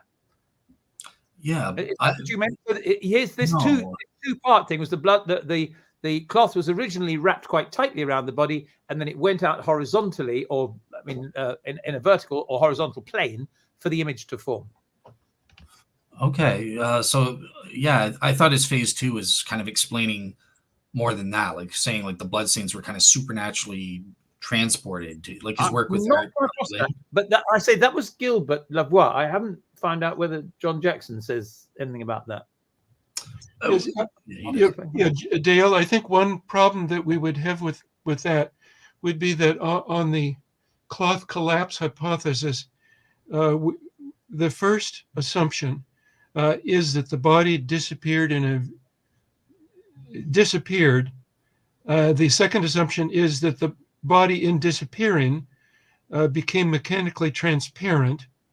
And then the third assumption is that what you were talking about, that there was some kind of a disappearance of the blood and then a reappearance of the blood. I became very confused in reading that section of it. Oh, yes, so, yes. So again, I think we end up with a situation here where we have three basically different assumptions that then put it into a category of not being simple.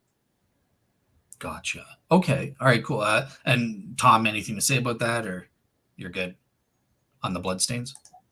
No, I'm just listening to these other two guys. It's obviously very, very complicated, and there's so many issues that have to be explained. That's where I think it would be good if we got a consistent set of criteria from a variety of people, and then said, okay,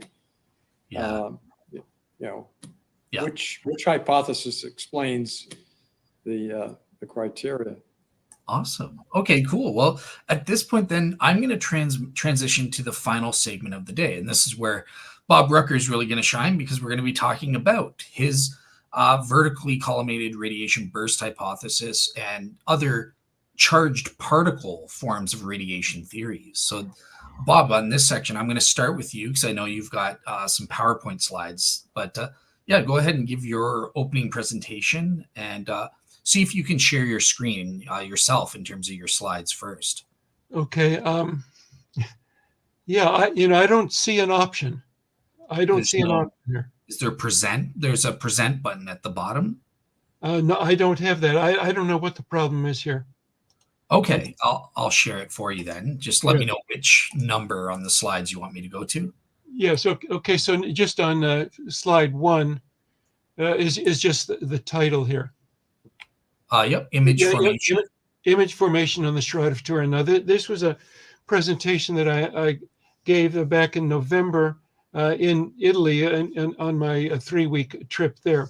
But I've upgraded this for our specific purposes. So then on slide 2, okay. So let's go over it now.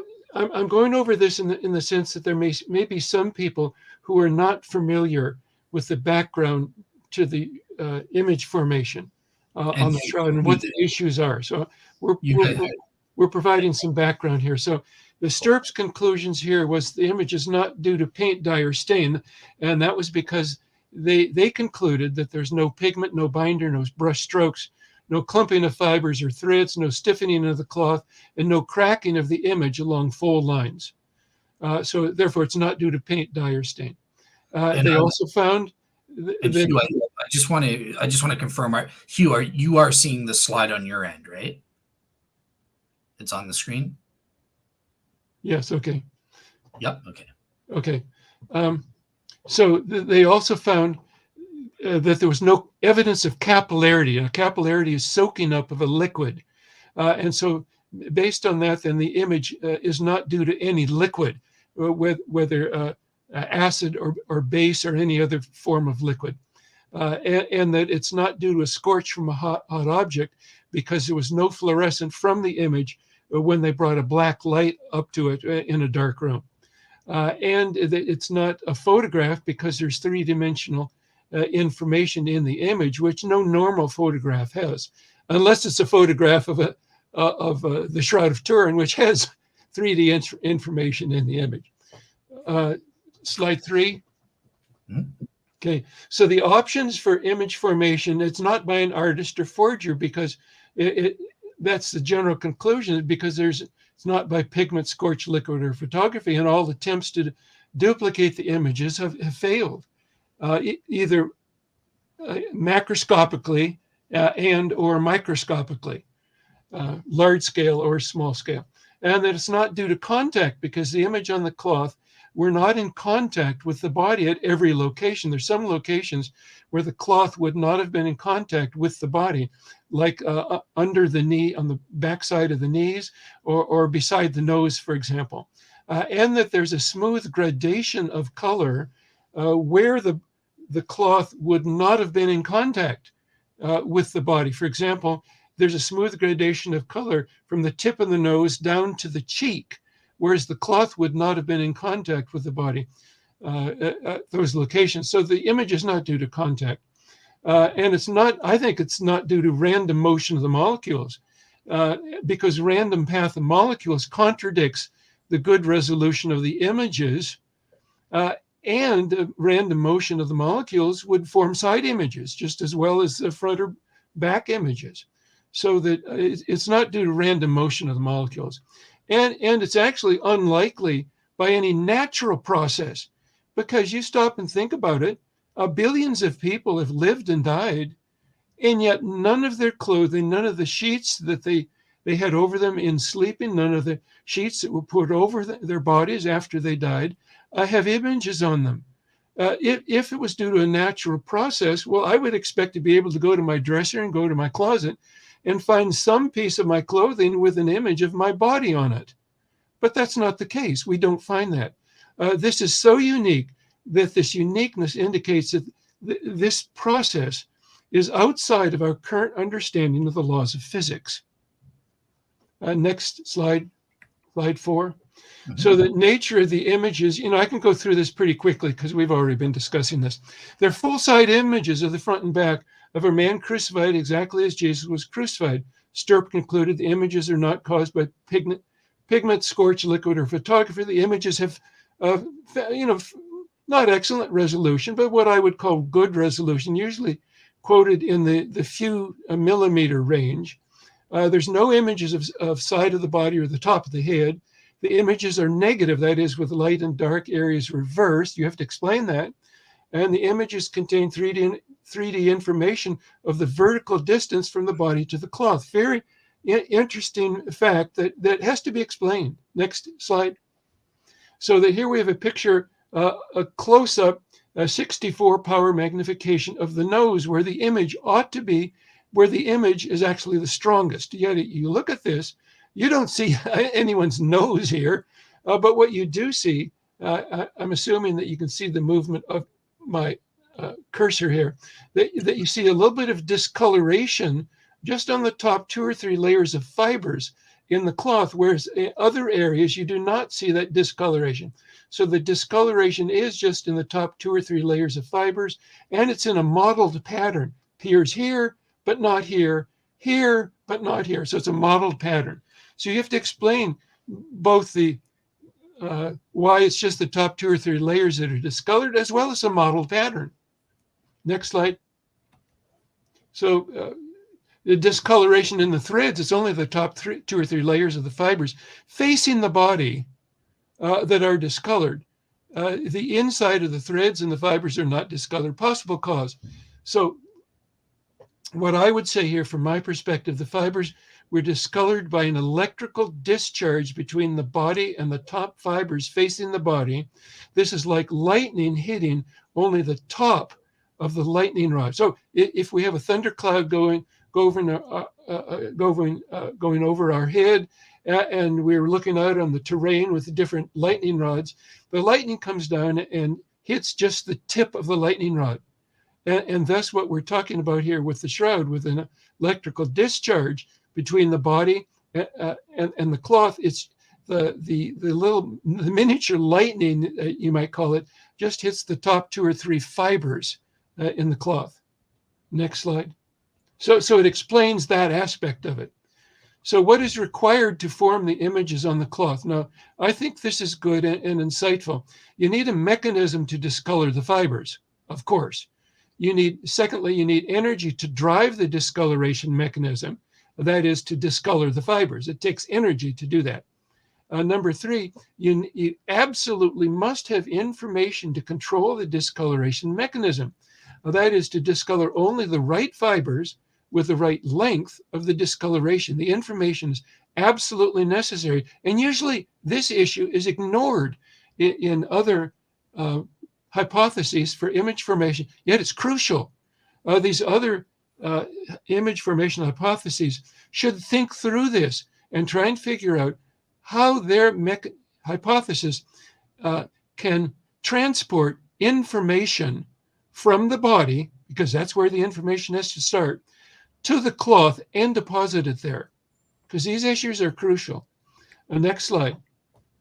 And number 8, why do we recognize the images on the shroud as a crucified man? Yeah, we have discolored fibers, but why do we recognize these fibers that were discolored into a modeled pattern as a crucified man? Well, it's because the information that defines the form of a crucified man has been encoded into the pattern of discolored fibers on the cloth, just like on a photograph.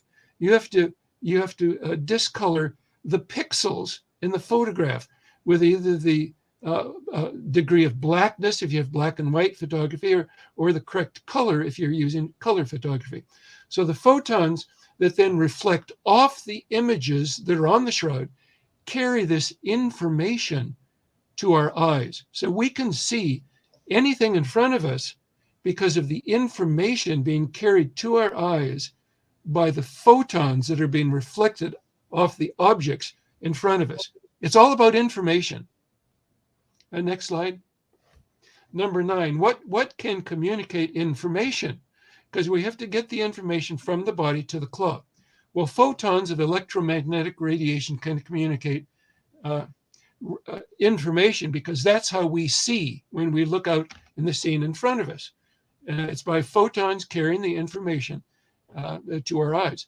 Secondly, subatomic particles can also do that based upon their energy and their intensity and their direction. So that those three items, energy, intensity, and direction, can communicate color, shade, and exact location in the scene in front of you. So there's also electrons flowing in wires that can transport information, but we don't have wires connecting the body to the cloth, so that can be ruled out. There can be waves in a medium, such as waves in the ocean tell us that there's a storm out in the ocean. There can be sound waves. A person moving his mouth produces, assuming he can speak, produces sound waves, which are waves in the air. But those sound waves, when they go out, a person behind me can still hear me speak, even though if I'm speaking in the opposite direction, because those sound waves go out in all directions. So you can't produce a good resolution image with sound waves, for example. So that can be ruled out. Number 5, random diffusion of molecules is not consistent with a good resolution image. That can be ruled out. Other naturalistic explanations, well, no. If there were other naturalistic explanations, this should be a common event that many of us, there might be thousands or millions or billions of pieces of cloth with images on them, and that artist or forger can be ruled out because the usual mechanisms have been disproven, and every attempt to create an artificial image has not been proven successful. So next page. So 10, the information must control which fibers must be controlled and the length of discoloration on each fiber. It must specify the appearance of the front and back of a crucified man. It must be transported from the body to the cloth where it is deposited, and it must be transported by radiation. That's really the only option that can do this. Next slide. 11. Now, it's important to consider the geometry. Now, I'm putting some of these in because I don't hear people talking about these things, but I think they're important. The front image is a vertical projection upward from the body. Just geometrically, the front image is a vertical projection upward from the body, and the dorsal image is a vertical projection downward from the body. Just considering the geometry of what we're thinking about. And so we're talking about verticality automatically when we say these things. We're thinking about verticality. There has to be a vertical relationship between each point on the body and each point on the shroud. There should be one-to-one correspondence vertically. Next point here, radiation had to be vertically oriented to achieve this verticality, one-to-one relationship between each point on the body and the vertical point immediately above or below it on the cloth. Next slide. 12. Now, interesting issue here. Some bones near the surface of the skin appear to have been encoded in the images. Teeth, and I'll talk about that in just a second. I've heard people talk about seeing bones in the hand. I had a medical doctor point out bones in the backbone that he could see on the dorsal image. So if I could point out right here, we have the eyes, we have the nose coming down. This is not the teeth. This is the mustache.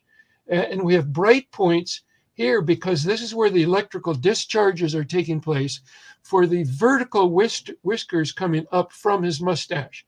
And that's why we see these bright points, or on the other form of the image, it would be dark points. But then what I think we have here is we have the lips pulled back so that we're seeing what many people have said appears to them to be teeth. Now, is this teeth? I don't think that we're actually looking at teeth in the normal sense of the word here, because these images were not formed by photons reflecting off the surface of the body falling onto the cloth. These images were formed by radiation from within the body, going through the body, through the air gap, and then falling onto the cloth. So it's a different mechanism. So that if you look closely here, I think we're not seeing teeth, but we're seeing the evidence of teeth. Okay, a little bit of a distinction here, because the mechanism to form these images, again, was not reflected photons off the body. It was radiation from within the body. So what we see here in physics, and I don't know of anyone who's said this before, except for maybe me, that what we see here is an interference pattern. Okay? For example, if you take the two-slit experiments, and you can Google this on Wikipedia. If you have two slits in an opaque, I'll just say Tom was teaching this just 2 days ago. So yeah, that's natural. yeah. So that if you have two slits where you could send a photon of light through one slit at a time, you will still get a pattern, a vertical pattern on the surface behind it that looks very much like this that we see here in the tooth area. And so what I'm saying here is that if this really is an interference pattern, which I think it is, then this is very, very significant evidence that what we have been emitted in the body has wave properties to it. Because you need something with wave properties to it to create an interference pattern. So that this is even stronger evidence than actually looking at teeth for radiation being emitted from the body, because it's creating what I think is an interference pattern. So you can research that further if you'd like to. So the radiation was emitted in the body, not just from the surface of the body. That's the point of this. The radiation was emitted in the body, not just from the surface of the body. Next slide. So the most difficult thing, I think, to explain is the extreme superficiality on the fiber. So that what I've drawn here is a fiber, a linen or flax fiber that would be about 15 to maybe 20 micrometers on the top end of the diameter. But then I've drawn in the very thin discolored region that is less than 0.2 micrometers. So that's about what we're looking at. So the inside is not discolored. It's only discolored around the outside. The next slide. So the discoloration of the fibers, we've mentioned this, the first one, could not be caused by radiation going through a fiber since the interior is not discolored. I think that's an important point. And for an alternate, there is an interesting option, because this being the most difficult thing to explain for an image formation hypothesis, you have to have some mechanism that explains this. And so I thought about this for weeks. And then it occurred to me that I remembered in my physics class in first year at University of Michigan, they talked about the skin effect of an alternating current. Now, of course, a direct current, you have the electrons just moving in one continuous direction in the wire. Whereas an alternating current, each electron is simply moving back and forth. It's oscillating back and forth. And so that back and forth motion alternately creates and destroys electrical fields and magnetic fields, which force the electrons to the outer radius, exactly where the fibers are discolored. So that this is, I think, this is the only mechanism that I know of that can create and explain this extremely thin discolored region on the fibers. So for an alternating electric current, AC, in a conductor, the electron flow is forced toward the outer radius of the conductor due to alternating electric and magnetic fields. It's called the skin effect of an alternating current. So if you want to look it up on Wikipedia, that's what you put in, skin effect of an alternating current. So the higher, and the other aspect here is the higher the alternating current frequency, the more the electron flow is forced toward the outer radius. So that from the thickness of the discoloration on the fibers, we can determine what that alternating current was, the frequency of the alternating current was in the fibers. I've not done that. We need further information on electrical characteristics of flax fibers to do that calculation. So that would be something that would be a very good master's or doctoral dissertation for a person in the electrical major. So next, main radiation hypothesis. We've already talked about cloth collapse, holy fire, ultraviolet light, and the vertically collimated radiation burst, VCRB, promoted by myself. Next slide. Criteria for, now, I've already talked through this. 3 different criteria. Most important is they must be consistent with the evidence. Second importance, it should make predictions that are testable and falsifiable, preferably some of which are unique to any other hypothesis. That would help us to decide which hypothesis is correct. The third level here, and I list these in this order because of the weight that they should be given. So the first 2 is a must. The first is a must. The second is a. Oh, I see that on number 2. I misspelled it. It should be should instead of shroud. Okay. Oh, okay. Change that. Should make predictions. Should make I had shroud on my mind. So anyway, number 3 here. It'd be nice if the hypothesis explained multiple mysteries. Scientists find that highly attractive if one hypothesis explains multiple mysteries of the hypothesis. And it would be nice if it was simple. That's Occam's razor. But reality is what it is. And it would even be nice if it had beauty, whatever that means. Next slide. Elegance there. Yeah. Elegance or beauty. A is called the criterion of illumination as well. So it illuminates facts in other fields. But yeah, all right. Next slide. Okay. 7. Now let's go into my theory. Now this is just a quick statement of the VCRB hypothesis for image formation. An extremely brief, intense burst of vertically collimated radiation was emitted in the body that rapidly oscillated between vertically up and vertically down directions. That's the only hypothesis that's outside of our current understanding of the laws of physics. Everything else logically follows, according to our understanding of physics. This consisted of, well, okay, the next sentence is part of the hypothesis too. This consisted of charged particles, probably protons, that caused an oscillating electric discharge from the top fibers facing the body that caused a high frequency alternating current in the fibers that deposited heat in the thin outer layer of the fibers to discolor them around the 0.2 micrometer thick circumference of the fibers, forming the images. So that'd be the sequence. Just a quick statement. Next slide.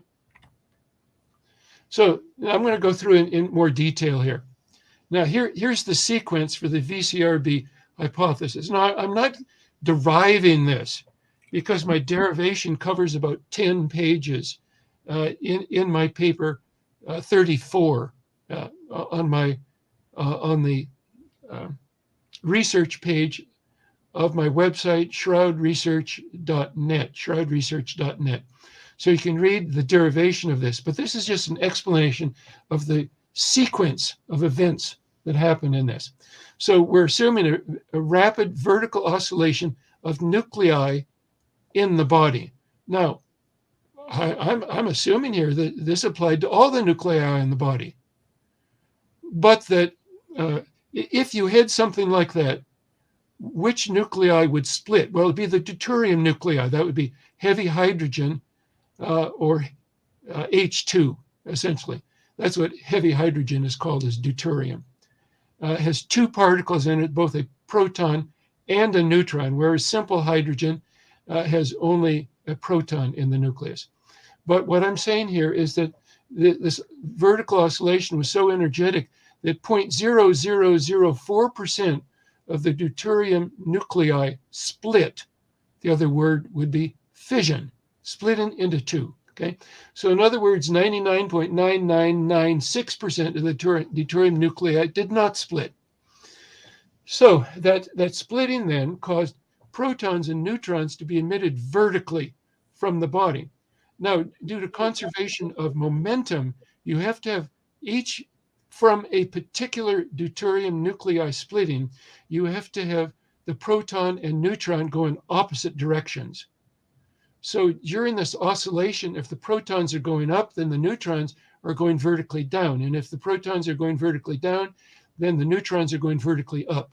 So that what I discovered from just this understanding was that the neutrons are not being emitted uniformly in all directions, which was what I was documenting in my older papers. That was the assumption that I was making. But the neutrons are going vertically. They must, due to conservation of momentum here. It's a physics quantity. Now, let me talk a little bit about neutrons in here. What would these neutrons just naturally do in following the laws of physics?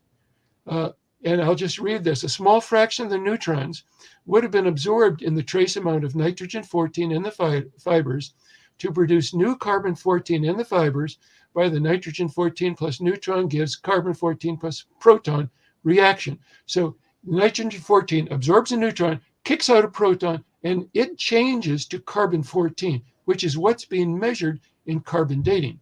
So this increase in the carbon-14 to carbon-12 ratio, which shifted the carbon date in the forward direction, thus explaining the carbon date for the shroud of 1260 to 1390. So how many neutrons would this be that are necessary? There were 2 times 10 to the 18th neutrons are needed to be emitted to shift the carbon date from 33 AD to 1325 AD, which is the midpoint of 1260 to 1390. So this 2 times 10 to the 18th is just a calculated number. That's how many neutrons would be needed to change the carbon date from 33 AD to 1325 AD. This is, so I compared this 2 times 10 to the 18th with the number of neutrons in the body. So this number of 2 times 10 to the 18th is only 1 neutron per 10 billion that are in the body. So it's an extremely small fraction of the neutrons that are in the body. And this increases the carbon-14 to carbon-12 ratio in the samples by 16.9%. And that's enough to shift the carbon date from 33 AD to 1325 AD. So that's just what's going on with the neutrons. Now let's go to the protons. Okay, next slide. Mm-hmm. There it is. Slide 19. Yeah, I'm looking at slide 20 now. I want to be at slide. Oh, okay. You went from 18. Oh, I'm sorry. Which slide? You just finished up the 16.9%. Yes. Okay. So what's the next slide? Okay, 19. Oh, thank you. Okay. No. So the vertically collimated protons exit the body. That's the next thing that happens. Now, a lot of the protons will be absorbed or scattered in the body outside of the beam path, you would say. And you might have 95% of them being absorbed in the body, but a certain fraction of them gets out.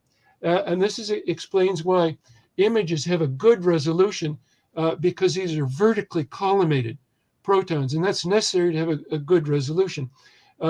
If the neutrons were going in all directions, then you'd need, a billion lenses to focus the protons. If you could do that, each lens would have to be, very, very strange lens to focus protons, and so that no side images. So the protons have to be vertically collimated to produce a good resolution without side images. And the number of the protons decreases due to scattering and absorption in the air gap, thus explaining the 3D information on the cloth, so that the intensity of this beam of protons decreases as it travels across the air gap. And that diminished intensity of the protons then results in a different degree of discoloration on the fabric, effectively encoding this 3D information into the cloth. Okay? So yes, the other hypotheses have to have a good mechanism to explain that. Now, the next, so the protons deposit their positive charge on the cloth. That's a significant recognition. Now, the protons have a low energy, probably less than 10 electron volts, so that they're not causing any additional fiber or discoloration paths in the fibers that are in the cloth, so that if they were much above 10 electron volts, then you would have additional ion paths created that would be recognizable with a microscope. So next, the proton emission oscillates between vertically up and vertically down here because the nuclei are oscillating between vertical up and vertical down direction, so that in the vertical up part of the oscillation, if it splits, then the proton would go up and the neutron go down. If it splits during the down half of the oscillation, then the protons go down and the neutrons go up. So electrons are left behind in the body in this process. That creates a charge difference between the body and the cloth. The vertically up protons produce the front image, and the vertically down protons produce the dorsal image. So both images were formed at the same time, and this explains why the images have a similar nature, the same quality, because they're both formed by protons being emitted vertically, either up or down, from the body. And they were formed at the same time. It also explains why there were no side images, because this is all a vertical process. Next slide. Okay, so the electron discharges from the body to the cloth due to the charge difference between the body and the cloth. The body is negative charge. Remember, the electrons are left behind, and the cloth is positive with the deposition of the positive charge from the proton. So the electron, you could call it electron or electrostatic or static discharges. Giulio Fanti prefers to call it corona discharges. That's fine. We're all talking about the same thing here, but it's electrons that are actually doing the moving. Electron discharges from the body to the cloth. They hit the top 2 or 3 fiber layers in the cloth, and they oscillate between top and dorsal images. So, and this causes the alternating electrical currents in the fibers, because you have an alternating electrical discharges between the body and the cloth. You would automatically get alternating in an AC current in the top fibers that are being affected by these electron discharges. So that causes the electron flow in the outer circumference of the fibers, the extremely thin 0.2 micrometer thickness of the fiber. Well, as the electrons flow in that very thin 0.2 micrometer thick region, they bump into the atoms that are in that region, thus causing heat. So this alternating electron flow in this very thin region is heating that very thin region. So the heat scorches that thin region. That's how we get to a scorch here from the extremely localized heating effects of this alternating current. So that the heat then causes the light sepia or straw yellow color of the fibers, which then causes the front and dorsal images of a man that was crucified exactly as Jesus was crucified. So my one point to emphasize again is that the only assumption here is the first one of the nature of this oscillation of the nuclei in the body. All the rest of this naturally follows from the known laws of physics. And I think that's it. Yep. Perfect. Yeah. All right. Thank you so much, Bob. I'll stop sharing the screen. And yeah, I'll go to the other guests there. So Bob has given his very detailed presentation as to what his charged particle radiation hypothesis is. So Tom, I'll just start with you. Is there anything you would like to say? Well, just a couple of things. One is, how long does this process take in your estimation, Bob? Yes, I used the word burst before, radiation burst.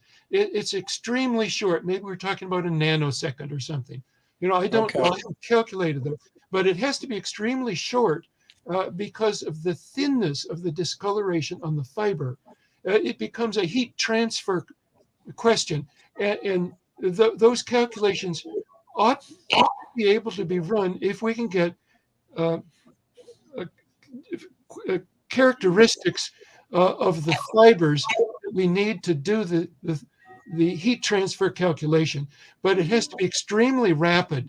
So whether we're talking about a nanosecond or a millisecond or microsecond, I'm not sure, but it'd be extremely short. But in that extremely short period, that there are vertical oscillations within that short period.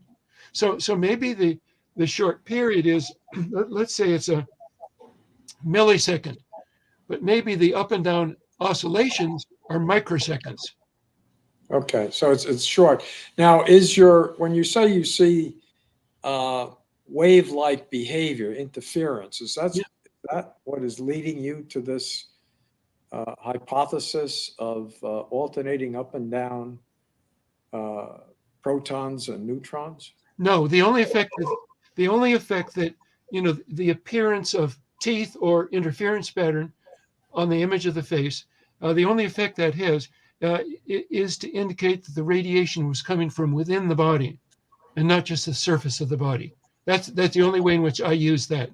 The main driver for this concept of nuclei oscillating up and down. Let me talk about that briefly, where I start on that.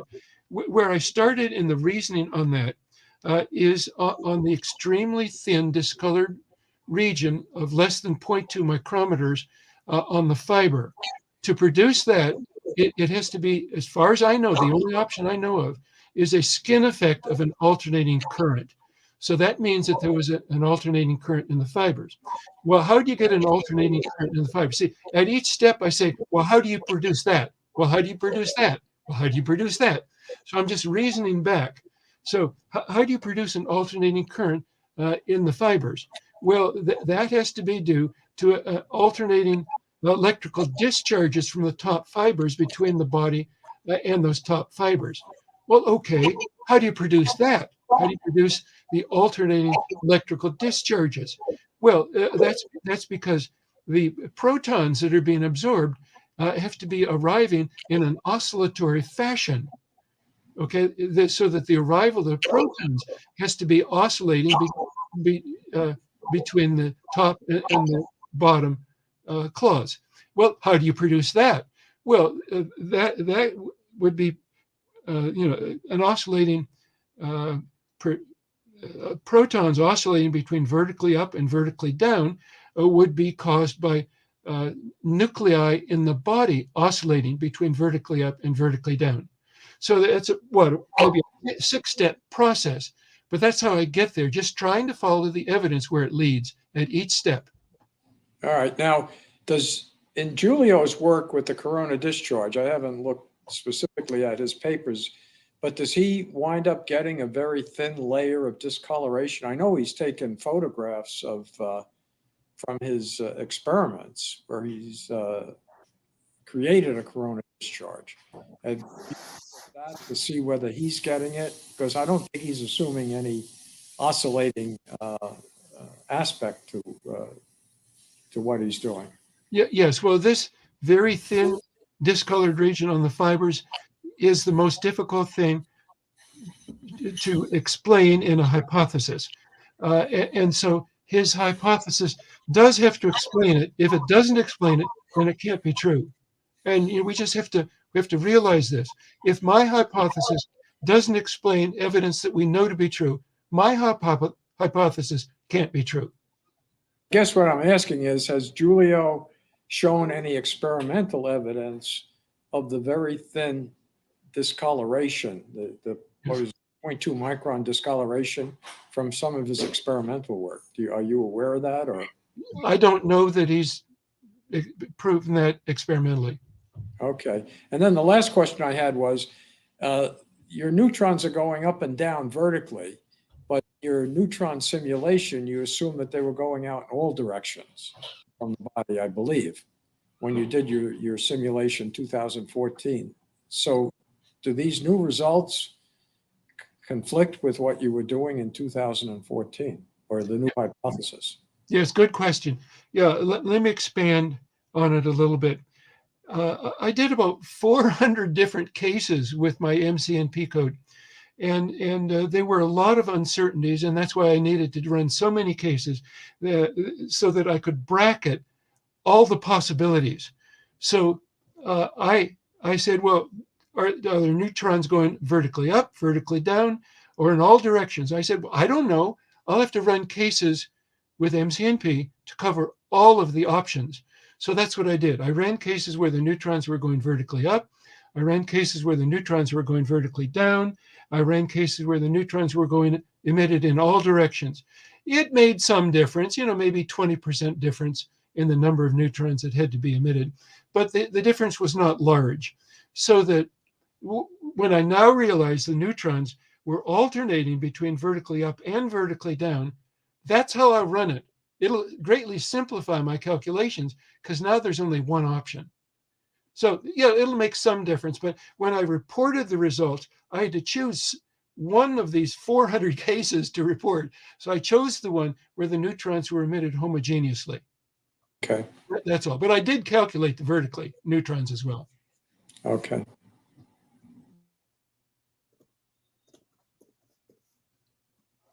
Sorry, I was talking and I was muted myself. Yeah, all right, awesome. So I want to turn it to Hugh now. What is your take? You've heard Bob give his presentation about his own charged particle theory. So yeah, what's your take on it, and what do you want to go back and forth with Bob on?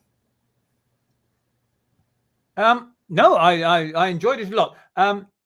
I just had one question, which was that the actual discoloration at its final point is caused by heat. Yes. And is otherwise it's a scorch. Yes, Now, it is a scorch due to electrical heating. The scorch due to electrical heating. Are we saying that scorch will not produce the fluorescence which we have found typical of other scorches? Yes, that's an interesting point. The issue here is that scorches from a hot object penetrate across the fibers and across the thread. So the volume of discoloration would be much larger than what I'm talking about. So it's just an issue of volume of the discolored material. So that in the discolored material, what has happened in the discolored material, as I understand it, the actual mechanism that causes it to appear different to our eyes is that some of the carbon atoms are normally, there's 2 electrons in the carbon atom in the inner orbit and 4 electrons in the outer orbit. And normally those 4 electrons in the flax fiber are connected to 4 different surrounding atoms so that they're well anchored.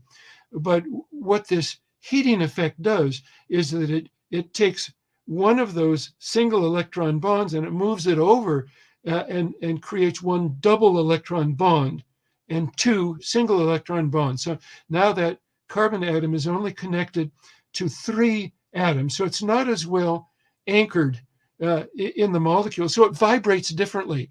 So if light comes in, it vibrates differently in response to that photon coming in. So that's why we see it different as a different color. So that it's just an effect of the volume that's been discolored. The number of atoms, carbon atoms, that have been shifted from all single electron bonds to at least one double electron bond. So what I'm saying here is that on the Shroud of Turin, the image fibers that contain the discoloration, that discoloration is so thin that it just makes an inadequate amount of a material to discolor it so that we notice it with our eyes. Okay, now maybe you might be able to measure the difference, but to our eyes, it's indistinguishable. Okay, in its fluorescence. That's all I'm saying. So that there is an explanation to it. Yeah, but if your scorch is so faint that it's not that any fluorescence is not visible, then if the image is formed by any other kind of scorch, then we wouldn't expect any fluorescence, UV fluorescence from that either. So the whole concept of expecting UV fluorescence from the image is not a relevant factor. Okay, so, can you repeat that sentence? Well, if your kind of scorch is so weak that it doesn't produce any fluorescence, then any kind of scorch, provided it produces an exact copy of the shroud image, is also so weak that it wouldn't produce any kind of fluorescence. So the standard objection, the image cannot be a scorch because scorches fluoresce, is not a valid explanation, because very weak scorches do not fluoresce. And the shroud, if it is a scorch, is very weak. Yeah, yes, that's true.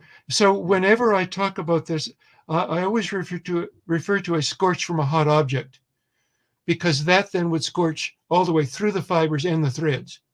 So that the much larger number of carbon atoms that have been shifted from all single electron bonds to at least one double electron bond, so that you would have much more emission, under ultraviolet light. You'd have much more emission in the visible range, so that we could see it. Yeah, that's right. But what we're saying is that if you did manage to produce a scorch that had all the characteristics of the shroud image, then the whole concept of the ultraviolet of the fluorescence would be irrelevant. We don't need to discuss it. Well, if you attempted to make a scorch with a hot object, then you would be scorching it all the way through the fibers and the threads. That's exactly my point. But if you made a scorch, say, with ultraviolet collimated laser radiation or something like that, we would not. And if Paolo Di Lazzaro says that his image is only one or two fibers thick and only discolors the PCW of the fibers, then we would not expect him to have to observe any fluorescence. That's correct. That's correct. Yeah. If in any way you could alter, create the discoloration with that thickness, then it would be insufficient to produce a fluorescent under ultraviolet light that would be recognizable with the human eye. So yes, so that's what we're saying. That makes perfect sense. Yeah. Yeah. So I think that we can make progress on this. Just you have to be very careful in your logic, and that's where other people come in, and they can say, well, what about this? What about that? So you have to start with an agreement as to what the evidence is, and then build the hypothesis up. I think is the best route to take. Build it up from the evidence, being very careful with your logic that you're using.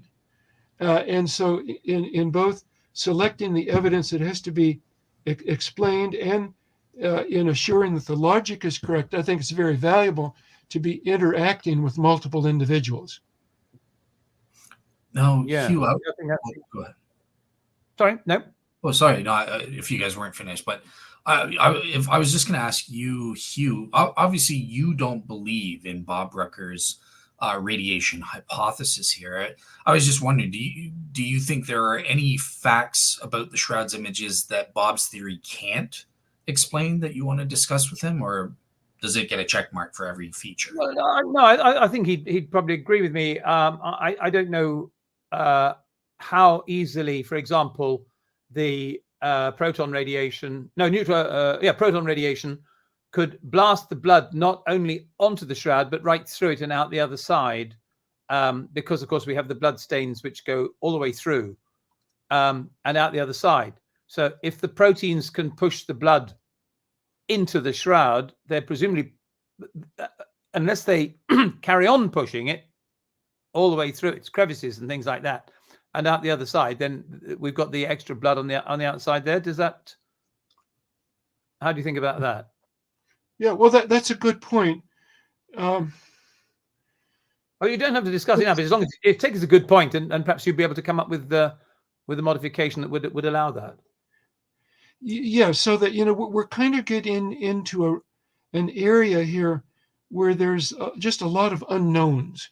Yeah. And for example, if the resurrection of Jesus, assuming that the resurrection of Jesus is an historical event, and just trying to think logically, then the blood that would have dried on his body would not have been absorbed onto the cloth. I think that's true. I don't think the process of fibrinolysis, as some people suggest, Oh, yeah. it doesn't seem to me to be adequate to get the blood off the arms, where it's just dripped down from the wrists, off the blood off the wrists and onto the cloth. That doesn't seem reasonable, especially with the characteristics of the good formation of the blood and the different components of the blood that we see on the cloth. Now, of course, under this assumption that and I'm just trying to think rationally as a human being investigating it,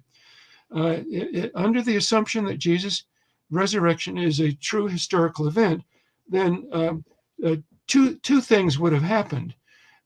His body had to come back to life, and his body had to disappear, I think, from within his burial cloth. I think that's the best evidence, the best way to understand what's being said in the book of John when it says, and he saw and believed. I think what he saw was the burial cloth and a collapsed configuration with it not unwrapped, and that allowed him to logically conclude that the body had resurrected from within the cloth, because Jesus had previously taught them about 6 or 7 times that his body would be resurrected, but they interpreted it allegorically or figuratively. So that at that point, I think it would be John, by a process of exclusion. They just called the other disciple, but I think it's John, by a process of exclusion, that when he saw the burial cloth in the collapsed configuration, he reasoned out that what Jesus was saying ought to have been taken literally rather than allegorically. So it changed his interpretation. So he simply, in the scripture, as he wrote that down in the Greek manuscript, he saw and believed. He just kind of skipped over all the details of that. But I think that's what he saw. He saw the collapsed body cloth. And so that we have two things that had to have happened.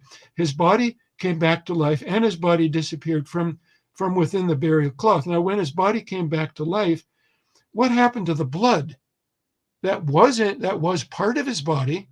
Did that come back to life? Now, that I put quotes around that if you want. And what even do I mean by that? Well, how would the body come back to life? Well, a lot of things that seem impossible to us become possible when we consider extra dimensionalities. So that, if his body went through a time reversal, making use of extra dimensionalities, his body could come back to life. And in that situation, what would happen to his blood that had dried on the surface of his body? I'm just speculating here because you asked. So what would happen in that case? Perhaps his blood becomes real blood, as real living blood again. So that then when it's thrust off by the outward force from the particles, it can absorb from the front side to the back side by capillarity. You see what I'm saying? Yeah. Oh, yeah. And it makes perfect sense. Yeah. Yeah. So that I think what you were saying is an argument that his blood that had dried on the body in some way had to become normal, alive blood again. Just trying to follow the evidence where it leads, so that there is blood on the inside surface and on the outside surface of the shroud.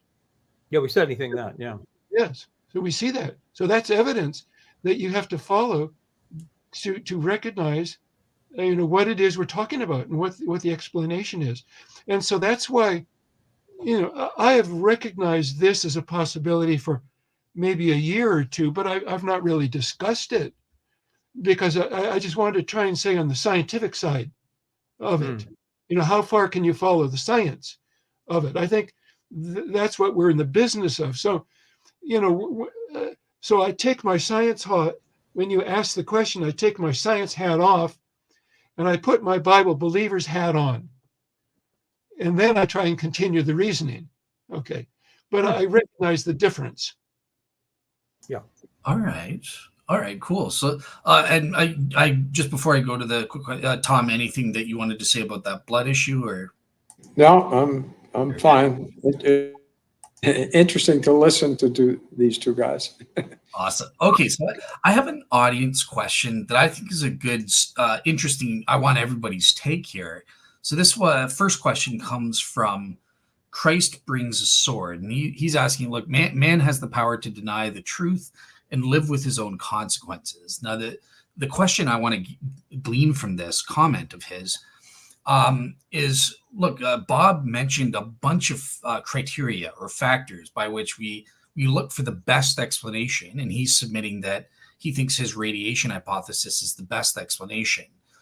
Tom, on his end, he thinks Giulio Fonte's divine photography is the best explanation. And Hugh Ferry, obviously, you disagree. You think that your own Quem Queritas hypothesis is the best explanation. Yeah. So I just wanted to kind of glean from you guys, like, how would we go about assessing these various theories if they're all claim to explain the same data? Like, how do we decide? Like, why are you favoring the Quem Queritas versus radiation? Or Bob, why are you favoring radiation versus the Quem Queritas or divine photography, and so on and so forth? So yeah, Hugh, I'll start with you on this one. Like, why don't you believe in the radiation hypothesis? Well, because essentially the shroud has what I think are all the characteristics of a medieval liturgical cloth, rather than a first century burial cloth. Quite apart from the arrival of the image, it's the wrong weave, it's the wrong shape and size, and so on. So it's non-image related factors for you. Yeah, and of course the carbon dating, which I can understand very well, and Bob's got easily a much better explanation than the invisible weaving thing for why, if the shroud is first century, then that would be a good reason, that would be a good explanation for why the radiocarbon dating has come out as medieval. But the best reason for why the radiocarbon dating has come out as medieval is because the shroud is medieval. So that's how I go from there. Okay. So just one follow. Oh, well, no, we're going to say one thing, and I think that this is absolutely the most significant, important thing about Bob's hypothesis, is that it is testable. Is that we can take the shroud as it is now and discover whether there has enriched carbon-14 in other parts of the cloth, which is something we can't do, as indeed most miraculists have admitted. You can't test to find out whether a miracle has happened or not. You can say it must have done or it could have done, but you can't actually demonstrate it. Whereas with Bob's hypothesis, you can actually demonstrate it. You can test another piece of shroud, maybe as some people, Mark Antonacci suggested, among other people. Oh, and William Meacham, a single thread from between the two images, between the two head images. Now that should date, Bob will say, 1,000 years into the future or something, if his hypothesis is correct. And that the testability of a hypothesis is really good. Okay, just one quick follow-up before I go to the other two and get their take. So I remember the very first part one of this panel review series, you agreed with me that, hypothetically speaking, the shroud could be medieval. Let's say, for the sake of the argument, it is medieval, but maybe it was still formed miraculously by radiation. The images were still formed by radiation miraculously. So I think you would have to still decide, like, if you're preferring the Quem Queritas over radiation, wouldn't you need some kind of scientific basis to distinguish? Or well, to distinguish radiation, or I'm not quite with you. No, like radiation versus your hypothesis for how the images were formed and that sort of thing. Oh, I see. Well, I don't think it would be possible. I mean, the thing is, I don't follow that miracles, in the sort of genuine supernatural sense, rather than just the extremely improbable sense that Barry uses. I don't think that miracles need a scientific explanation or basis. I think they just happen. And from that point of view, it could have done, you know. Okay, so they're empirically equivalent. Okay, cool. So, Tom, I want to turn to you. You go for the divine photography. That's your kind of preferred methodology. What is your reason? Like, why that versus other things? Why do you lean that direction? Well, let me make a couple of comments. One, I think probably Bob and you and I all agree that the ultimate would be to do more testing on the shroud. For example, they apparently have little vials of charred material, and as I understand it, you could test that for radiocarbon. And that does absolutely nothing to the shroud as it exists. It's not going to destroy the image or anything else. It's just, you know, a little vial of charred stuff. Unfortunately, the powers that be have their, you know, head in the sand about doing additional testing, and that's a shame, because all of these questions could be addressed by doing that. In terms of the image formation, when I said I like what Julio has done because he had addressed the 24 points, but I have not really read extensively on the formation of the image. And so, you know, my opinion is based on reading Julio's papers and reading that paper on the divine photography, where he does list the 24 criteria. And he says, okay, you know, this particular idea does not satisfy this one, and blah, blah, blah. I think ultimately what would be great would be what we talked about a while ago, and that would be to get a group of people together, come up with a list of what needs to be done, what the aspects of the shroud that need to be explained, and then say, okay, and get, you know, Bob to follow through on the list, get Julio and whoever else wants to follow through, and then say, you know, which of these ideas is the best. In terms of the radiocarbon dating, I think it's unfortunate that the raw data was only put out, I think it was about 30 years after it was available by the British Museum. And it was only after a Freedom of Information lawsuit. And the proper conclusion from that data is not that the shroud dates to medieval times. The tiny piece that was analyzed in the corner of the shroud has radiocarbon dates that are medieval, but there's an enormous trend in that data. So you can't conclude that there's a fixed date for that sample, let alone the whole shroud, based on those results. As we talked about on Thursday, the gradient from those results is something like 90 years per inch. So if you go a foot towards the middle of the shroud, actually up the side if you want, it will date to the future if you believe those data. So it was a real crime that and in fact, you know, what Arizona did, or they were forced to do, is they took their 8 samples and combined them into 4, so that the group that did the radiocarbon dating could say that there was a fixed date. They could get a 95% confidence interval.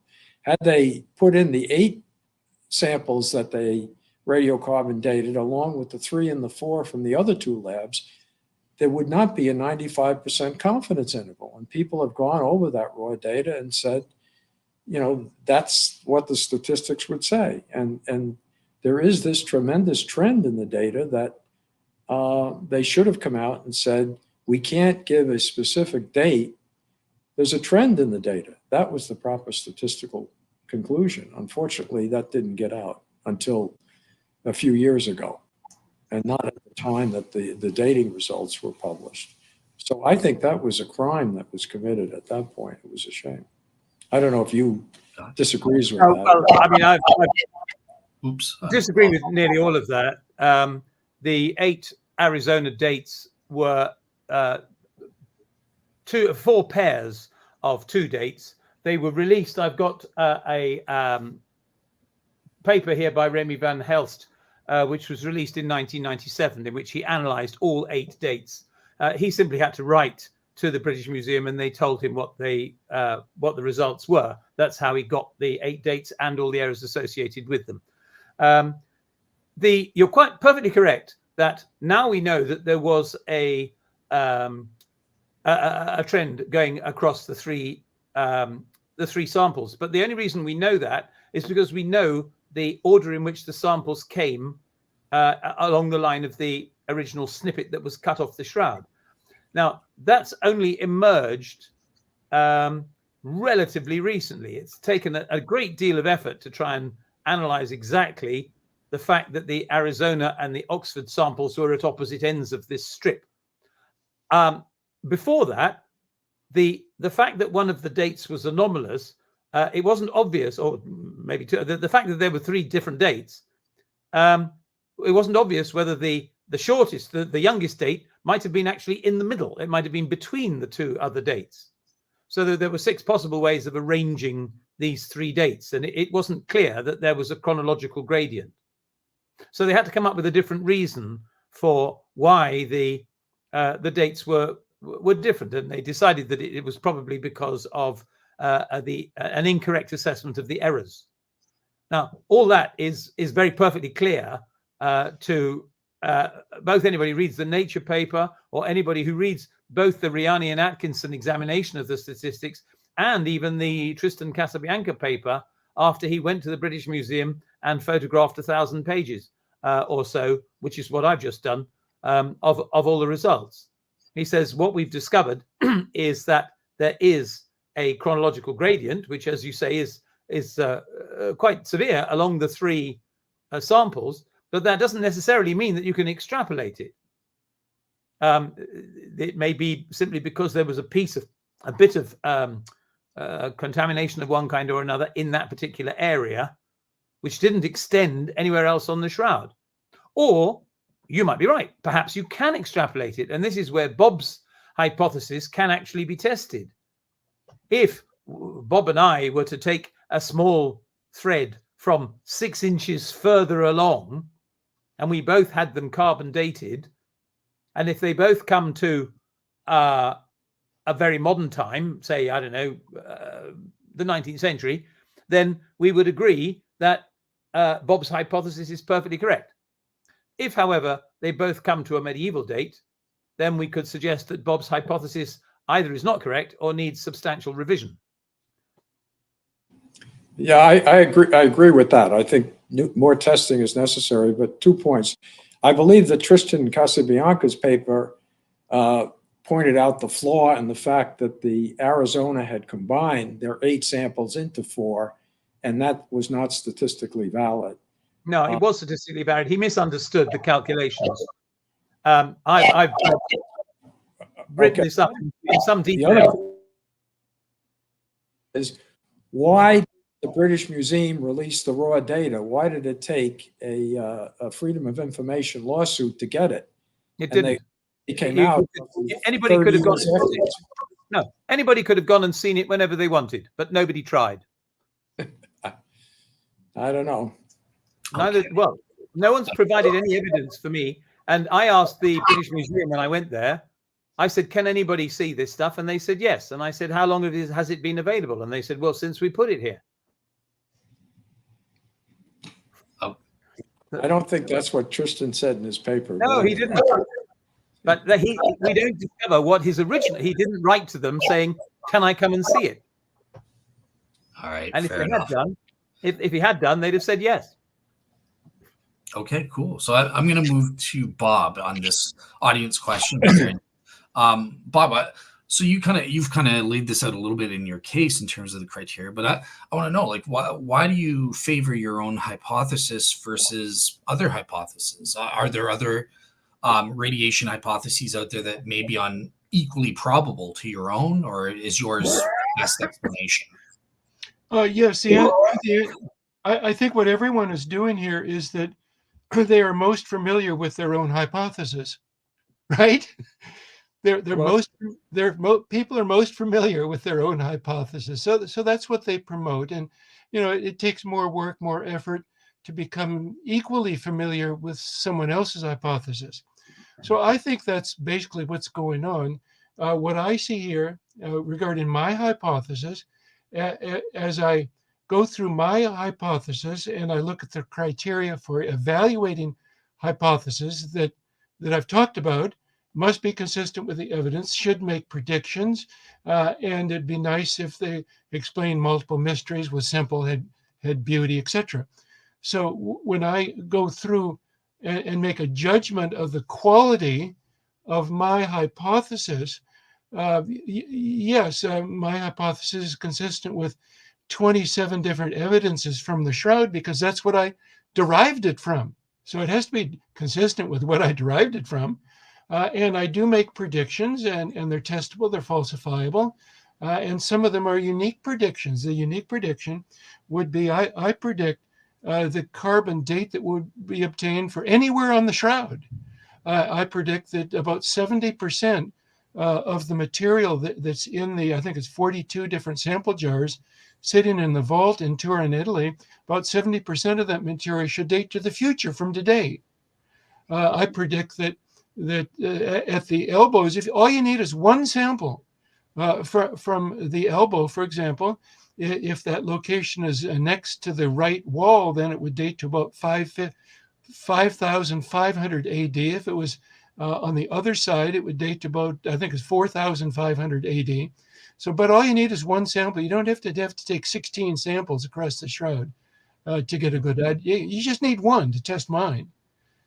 So that would do it.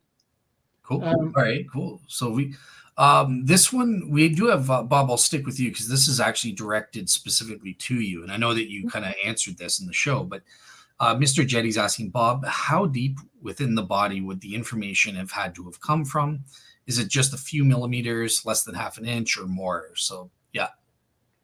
Yes, I'm thinking that this nuclei oscillation was throughout the body.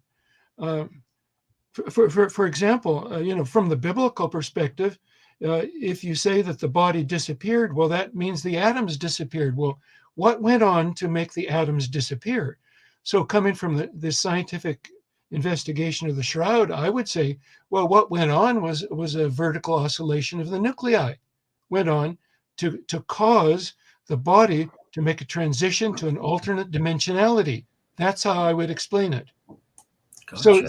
So that no longer existed within our perception of reality. Because string theory has been the main investigation for over the last 40 years of physics, and there's many different string theories, and they postulate anywhere between 10 and I think it's 26 different dimensions total. So that, we have 3 in space that we recognize and 1 in time. So we recognize 4 dimensions out of anywhere from 10 to 26 dimensions. So, we're not seeing all of reality if those hypotheses are correct. And the string theories are proposed in order to explain the evidence from modern physics, to explain what reality is. And so, according to these theorists, our 4 dimensions that we perceive in our reality is just a very small fraction of all of reality. So, once you recognize the extensive existence of and possibility of other dimensionalities, you have to start thinking outside the box. We're used to thinking that science has investigated everything. Well, if the science that we're talking about is only then experiments, within our perception of reality, 3 in space and 1 in time. So it's science has only investigated a very small fraction of reality. Gotcha. Perfect. Okay. And last but not least from our audience, we have from the Vulture for all 3 of you. Question, is it interesting to the panel guests that we have to have this conversation at all about the image formation? The idea that there's this Shroud Man image on a piece of linen that no one has been able to prove the explanation for it is incredible to him. So this notion that we haven't proven what explains this image is. Do you guys find this to be incredible? This fact incredible in and of itself? That I think he probably uses a word incorrectly, and he would say this, but actually he makes a very profound point, and that is, he says that the image of the man in the linen is incredible, which means it cannot be believed. So the thing is that I think it is, and yet it's there. So obviously it can be believed. It is credible. And because it is there, it is susceptible to a scientific inquiry of some kind. The image on the shroud is not unbelievable. It is believable. It's present. You can see it. And I think people often use the word incredible to mean rather surprising or just astonishing. But I think we should look at it much more seriously than that. We can just look at something and go, gosh, wow. But gosh, wow is I think it's possible for people to want to study something at greater depth than just gosh, wow. Yes, I think incredible is what he actually means there is just it's not understandable how it was formed. As you say, it is there, so they're there. Therefore, it must be believed, and therefore it must be credible. Otherwise, we're not believing what's real. So Yeah. we need to change our thinking process until we come to the realization that the image must be believed and thus credible. But how it got there, I think, is what he is really referring to. That in his mind, it's not explainable how it got there. But to say that, and people do say that, it's rather like saying, I've decided that something is not explainable, therefore you shouldn't be interested in trying to explain it. But I don't agree with his point of view. Okay. And Tom, anything for you to say? Well, one comment. I think in a sense, the radiocarbon dating could have been a blessing in disguise. I mean, had the radiocarbon dating been done right, and you was correct and the shroud is medieval, that would have ended it. If it had been done right and it came out to be, as Bob has simulated, that the shroud dated to the 1st century, that would have ended it. But what happened is, I think it's generated probably more research on the shroud than ever could be imagined. I mean, Bob never would have done his neutron simulation, and other people never would have written all the papers and looked at the issue. And, probably neither would you. I don't know. But if it had come out as 1st century, Bob and I would have been working together for ages. Yeah.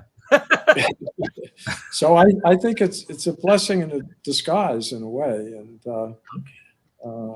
really, and it's fascinating that I think there was just announced $1 million prize for anybody that can duplicate the image on the shroud, just within the last month. So cool. Awesome. All right. Well, yeah, that does it for the audience questions. So at this point, we're getting towards the 3-hour mark. So I'll just kind of let each of the guests give a closeout. Tom, I'll start with you since you're unmuted.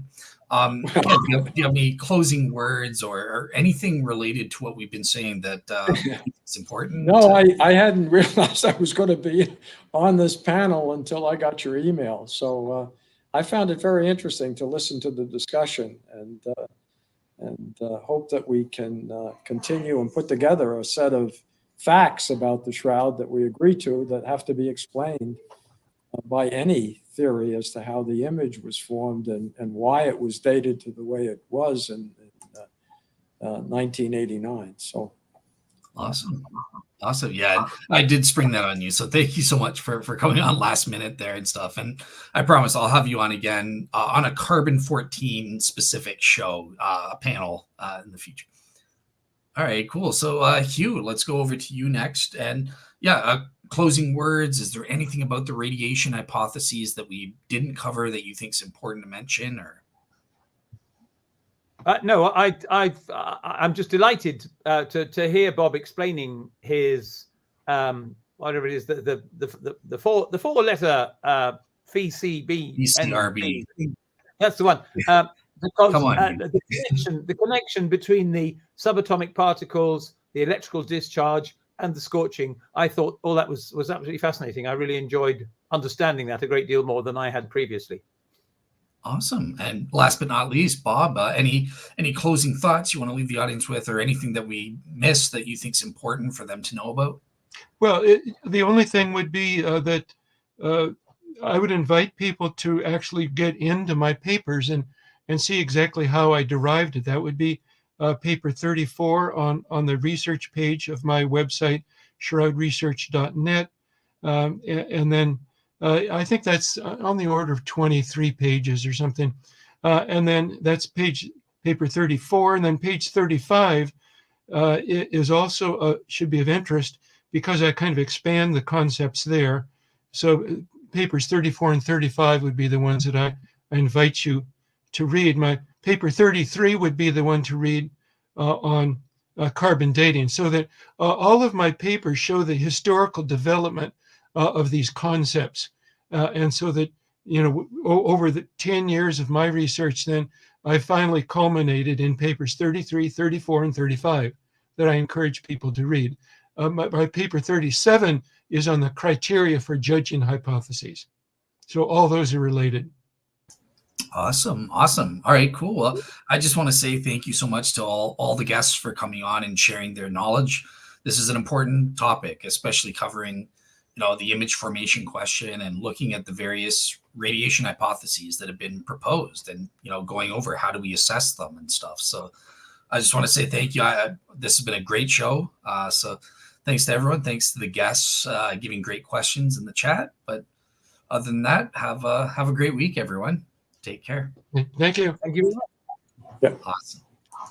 And I'm hitting the red button.